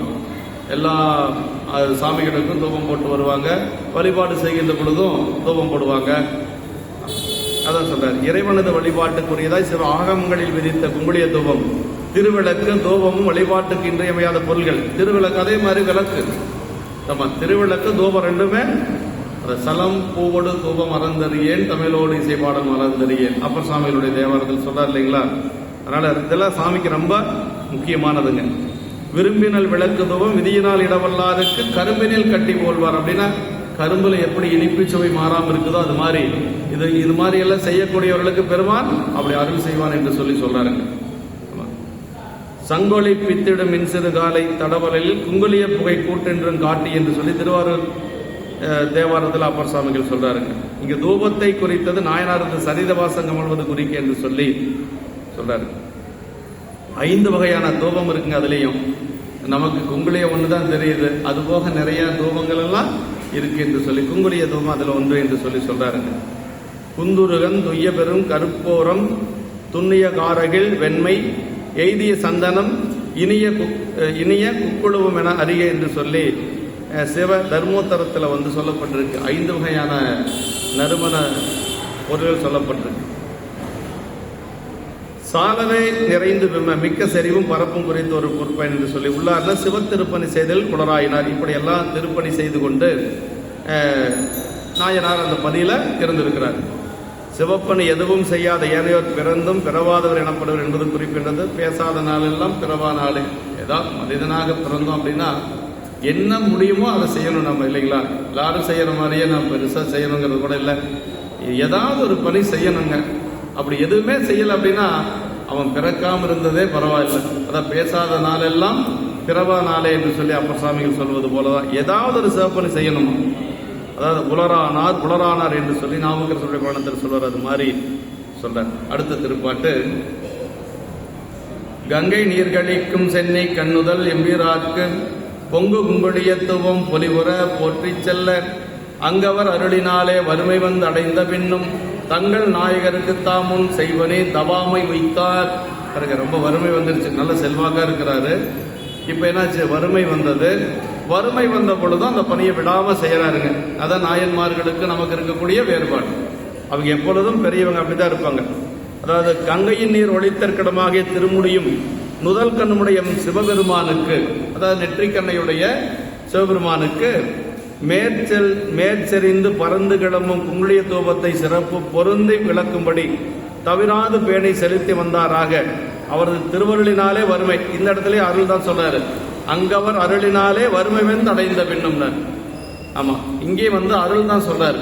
பெருமானுடைய திருவருளால வறுமை வந்தடையவே அதன் பின்னரும் தம் பெருமானுக்கு தாம் அவ்வறுமை வரும் முன்பு செய்து வந்த திருப்பணியை தளதலில்லாது முன்போலவே செய்து வருவாராயினார். கொஞ்சம் கூட தளர்ச்சி இல்லாம, அதுல ஒரு வெறுப்பு இல்லாம அந்த தொண்டை அப்படியே செய்து கொண்டு வந்திருக்கிறார் நாயனார் என்று சொல்லி சொல்றார். அப்படின்னா நம்மளால ஏன் செய்ய முடியல அப்படின்னா, அவங்கெல்லாம் உலகியலை வென்றவர்கள் இல்லைங்களா? உலகியல் நோக்கத்தில் அவங்கள நம்ம பார்க்கவே கூடாதுங்க. உலகியலை வென்றவர்கள் அவங்கெல்லாம். மாரியார் சாமிகள் வந்து ஒரு முறை ஏதோ ஒரு ஊர்ல சேலமா எங்கேயோ சொன்னாங்க, எனக்கு நினைவு இருக்குது. அவருக்கு ஒரு நூல் வெளிவிட்டாங்களாம். 64வது நாயன்மார் என்று சொல்லி ஒரு நூல் ஒன்று போட்டு அதில் வாரியார் சாமியுடைய வரலாறெல்லாம் எல்லாம் எழுதி அவரையும் அழைச்சிருந்தாங்களாம். அவர் வரன்னு சொல்லி ஒப்புதல் கொடுத்துட்டாராம். பரவாயில்ல, வாரியார் சாமியை வராரு, நல்ல நூல் நிறைய வியாபாரம் ஆகும், எல்லாரும் வாங்குவாங்க அப்படின்னு சொல்லி எல்லாம் எதிர்பார்த்துட்டு இருந்துருக்குறாங்க. அப்புறம் எல்லாம் விழா எல்லாம் நடக்கிற பொழுது அந்த நூலை எல்லாம் கொண்டு வாங்க அப்படின்னாரா. ஏன்னா எல்லா நூலும் சாமியை வாங்கிட்டு வரட்டுன்னு 1000 பிரதி என்னமோ அந்த காலத்திலேயே அப்படியே எல்லாம் கொண்டு வந்திருக்காங்க. எல்லாத்தையும் முதல்ல தீ வைங்க அப்படின்னாரு. ஏன்னு கேட்டதுக்கு அவர் சொன்னாராம், 64வது நாயன்மார்னு என்னையே நான் செஞ்சேன்? நான் என்ன விதைச்ச நெல் எடுத்து அடியார்களுக்கு உணவு படைச்சனா? இல்லை என்னுடைய மனைவியை வந்த அடியார் கேட்டார்னு கொடுத்தனா? இல்லை என்னுடைய பிள்ளைய கறி படைச்சு பிற அடியார்களுக்கு உணவு படைச்சனா? நான் என்ன தொண்டு செஞ்சேன்? அடியான் 63 நாயன்மார்களோட என்னை ஒப்பிட்டு சொல்றது நீங்க தவறு. அதில் 64வது நாயன்மார்னு வேற எனக்கு ஒரு நூல் போட்டிருக்கிறீங்க. இனிமேல் இந்த தவறை செய்யக்கூடாது. 63 நாயன்மார்களுக்கு மேல இன்னொரு நாயன்மார் கிடையாது. அவங்க தான் அதான் பெருமையால் தம்மை ஒப்பார். அதனால இனிமேல் இந்த வேலையை வச்சுக்காதீங்கன்னு சொல்லி சொன்னாராம். அப்படியெல்லாம் நாயன்மாருடைய பெருமைகள் இருக்கு. அதனால என்ன காரணம்னா வல்லவ பெருமான் தான் போகணும். நம்ம செயற்கரிய செய்வர் பெரியர், சிறிய செயற்கரிய செய்கலாதார். அதனாலதான் அவங்க பெரியவர்கள். அதாவது நூலனுடைய பெயர் என்னன்னா திருத்தொன்ற புராணம் தான் நூலனுடைய பெயர். 10வது பாட்டுல இருக்கு. பாயிரத்துல 10வது பாட்டுல திருத்தொன்ற புராணம் தான். அது சொல்றாரு, இங்கிதன் நாமம் கோரின் இவ்வுலகத்து முன்னால் தங்கீரில் 2 மாக்கள் சிந்தையை சார்ந்து நின்ற பொங்கிய இருளை ஏனை புறையரில் போக்குகின்ற செங்கதிரவன் போல் நீக்கும் திருத்தொன்ற புராணம் என்பாம் அப்படின்னாரு. உலகத்துல 2 இருள் இருக்கு. ஒன்னு வெளியில இருக்கக்கூடிய இருள், இப்ப சூரியன் மறைஞ்சா வரக்கூடிய இருள் பௌதிக இருள். அது எப்ப நீங்கும்? சூரியன் மீண்டும் உதிச்சா அந்த இருள் நீங்கிறது. உள்ளுக்குள்ள ஒரு இருள் இருக்கு, அதுக்கு பேர் ஆணவ மலம். அது எப்ப நீங்கன்னா அடியாருடைய பெருமைகளை பேசினா தான் நீங்குமா, அடியாருடைய பெருமைகளை படிச்சா தான் நீங்குமா. அதான் சொல்றாரு. அதனால இந்த நூலுக்கு பெயர் திருத்தொன்ற புராணம் தான். ஆனா ஏன் பின்னாடி அப்படி வந்தது பெரிய புராணம்னா, திருநீலகண்ட நாயனார் புராணத்துல சொல்றாரு சேக்கிழார் பெருமான். அதுல சொல்றாருங்க, நல்ல முதல் பாட்டிலே பாருங்க, எனக்கு இல்ல அந்த பெரியவர் பெயர்ந்து நீங்கின்னு வருங்க. ஆதியார் நீலகண்டத்து அளவுதாம் கொண்ட ஆர்வம் பேதிய ஆணை கேட்டு பெரியவர் பெயர்ந்து நீங்கி ஏதிலார் போல நோக்கி எம்மையும் என்றதனாலே மற்ற மாதலார் தம்மை எந்த மனத்தினம் தீண்டேன் என்றார் அப்படின்னாரு. அதுதான் பெரிய புராணம். பெரியவர் அப்படிங்கிறது அங்கதான் முதல்ல வருது. தனியடியார் சரிதத்தில் முதல் சரிதான், நீலகண்ட நாயனார் சரிதான். பெரியவர் பெயர்ந்து நீங்கி அப்படின்னாருங்க. ஆதியார் நீலகண்டத்து அளவுதாம் கொண்ட ஆர்வம்னார். திருநீலகண்டத்தின் மீது வைத்த ஒரு அன்பு. மனைவி என்ன சொல்லிட்டாங்க? தீண்டி வீராயன் எம்மை திருநீலகண்டம் அப்படின்னாங்க. நீ என்ன தொட்டைனா திருநீலகண்டத்தின் மீது ஆணை, நீங்க என்ன தொடக்கூடாது அப்படின்னு சொல்லி அம்மா சொன்னதுனால அப்படி அன்று முதலாக அவர் விலகி இருந்தார். எப்படி அதை என்ன சொல்றாருன்னா, பேதிய ஆணை கேட்டு பெரியவர் பெயர்ந்து நீங்கி அப்படின்னாரு. பெயர்தல்னால் ஒண்ணுதான், நீங்குதல்னால் ஒண்ணுதான். அப்படி சேக்கிழார் பெருமான் தேவையில்லாத ஒரே பொருளை குறிக்கக்கூடிய 2 சொல் சொல்லுவார் அப்படின்னா, அதுக்கு வாரியார் சாமியை விளக்கம் சொல்றார். என்ன சொன்னார்னா, உடலாலும் நீங்கினார் உள்ளத்தாலும் நீங்கினார் அப்படின்னாரு. இந்த பெயர்ந்து நீங்கி அப்படின்னு சொல்லி சொல்ற, பெரியவர் பெயர்ந்து நீங்கி அப்படின்னு சொல்லி வருங்க. ஏதிலார் போலன்னா ஏதோ அயலாரை பார்த்து சொல்ற மாதிரி மனைவி சொன்னாலாம். அப்படி அயலாரை பார்த்து மனைவி சொன்னது போல சொன்னாலும் கூட இது எத்தனை காலத்துக்கு? அப்படி ஒரு 6 மாசமா, இல்ல 1 வருஷமா, இல்ல 2 வருஷமா, 3 வருஷமா, அப்படியெல்லாம் இல்லைங்க. வளமளி இளமை நீங்கி வடிவுறு மூப்பு தளர்முடு சாய்ந்தும் அன்பு தம்பிரான்கிறது சாயார் அப்படின்னாரு. வளமளி இளமை நீங்கி ஒரு 20 வயசுல வந்தார். சாமி உள்ள வந்தாரு, ஓட்டை கொடுத்துட்டு போனாரு. மறுபடியும் எத்தனை வருஷம் கழிச்சு? அதாவது வளமளி இளமை நீங்கி வடிவுறு மூப்பு தளர்முடு சாய்ந்துனாரு. அப்படின்னா நிக்க முடியாது, கையில கோல் இல்லைன்னா நிக்க முடியாது. அப்படின்னா 80-90 வயசுங்க. அது வரைக்கும் அப்படி வாழ்ந்திருக்கிறார். அதுதான் பெரிய. அதனாலதான் அவருக்கு பெரியவர் அப்படின்னு சொல்லி அந்த இடத்துல பேருங்க. ஆமா, நம்மால செய்ய முடியாத செயலை அவர்கள் செய்து காட்டிய பெருமக்கள் நாயன்மார்கள். அதனால எந்த விதத்திலையும் நம்ம அவங்களுக்கு இணையாக வச்சு பார்க்கவே கூடாது. என்ன தொண்டு செஞ்சாலும் சரி, அவர்களுடைய நிலைப்பாடு வேறு. அங்க போய் நின்று நம்ம கதறணும். திருநீலகண்டத்து புயவனார்க்கடியேன் இல்லையே என்னாத இயற்பைக்கு முடிய நிலையான்களுடைய மாறனுக்கடியேன் அடியேன் அடியேன் அடியேன்னு சொல்லி கதறணும். அப்பதான் நம்முடைய வினையெல்லாம் போகும். பெருமானை வழிபாடு செய்யறோம், அதற்கு பிறகு நாயன்மார் வழிபாட்டுல தான் அந்த வழிபாடு நிறைவாகுது. அதனால அவங்களுக்கு இணையா இன்னொருத்தர் சொல்லவே முடியாது. வாரியார் சாமிகளே முடியாதுன்றாரு, நம்ம எந்த மூலை. அதனால இந்த இடத்துல அப்படி குங்குளிய தூபத்தை சிறப்பு பொருந்து விளங்கும்படி தவிராது பேணி செலுத்தி வந்தாராக. அவரது திருவருளாலை வறுமை வந்தடையவே அதன் பின்னரும் பெருமானுக்கு தாம் அவ்வறுமை வரும் முன்பு செய்து வந்த திருப்பணியை தவிர்த்து இல்லாத முன்போலவே செய்து வருவாராயினார் என்று சொல்லி, அதான் வறுமை வந்த காலத்திலையும் செய்த பணியை தவறாது செய்து வந்திருக்கிறார் என்று சொல்லி இதோட நம்ம நிறைவு செஞ்சுக்கலாம். இது விளக்கூற அடுத்து வாரம் இந்த அளவுக்கு நாம் நிறைவு செஞ்சுக்கலாம்.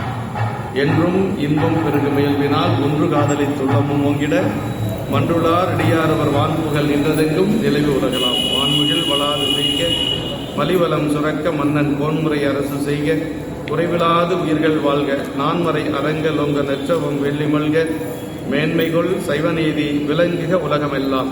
மேன்மைகொள் சைவநீதி விளங்குக உலகமெல்லாம். மேன்மைகொள் சைவநீதி விளங்குக உலகம். நாளைக்கு 2 நாயன்மார் குரு பூஜை. ஆடி கிருத்திகை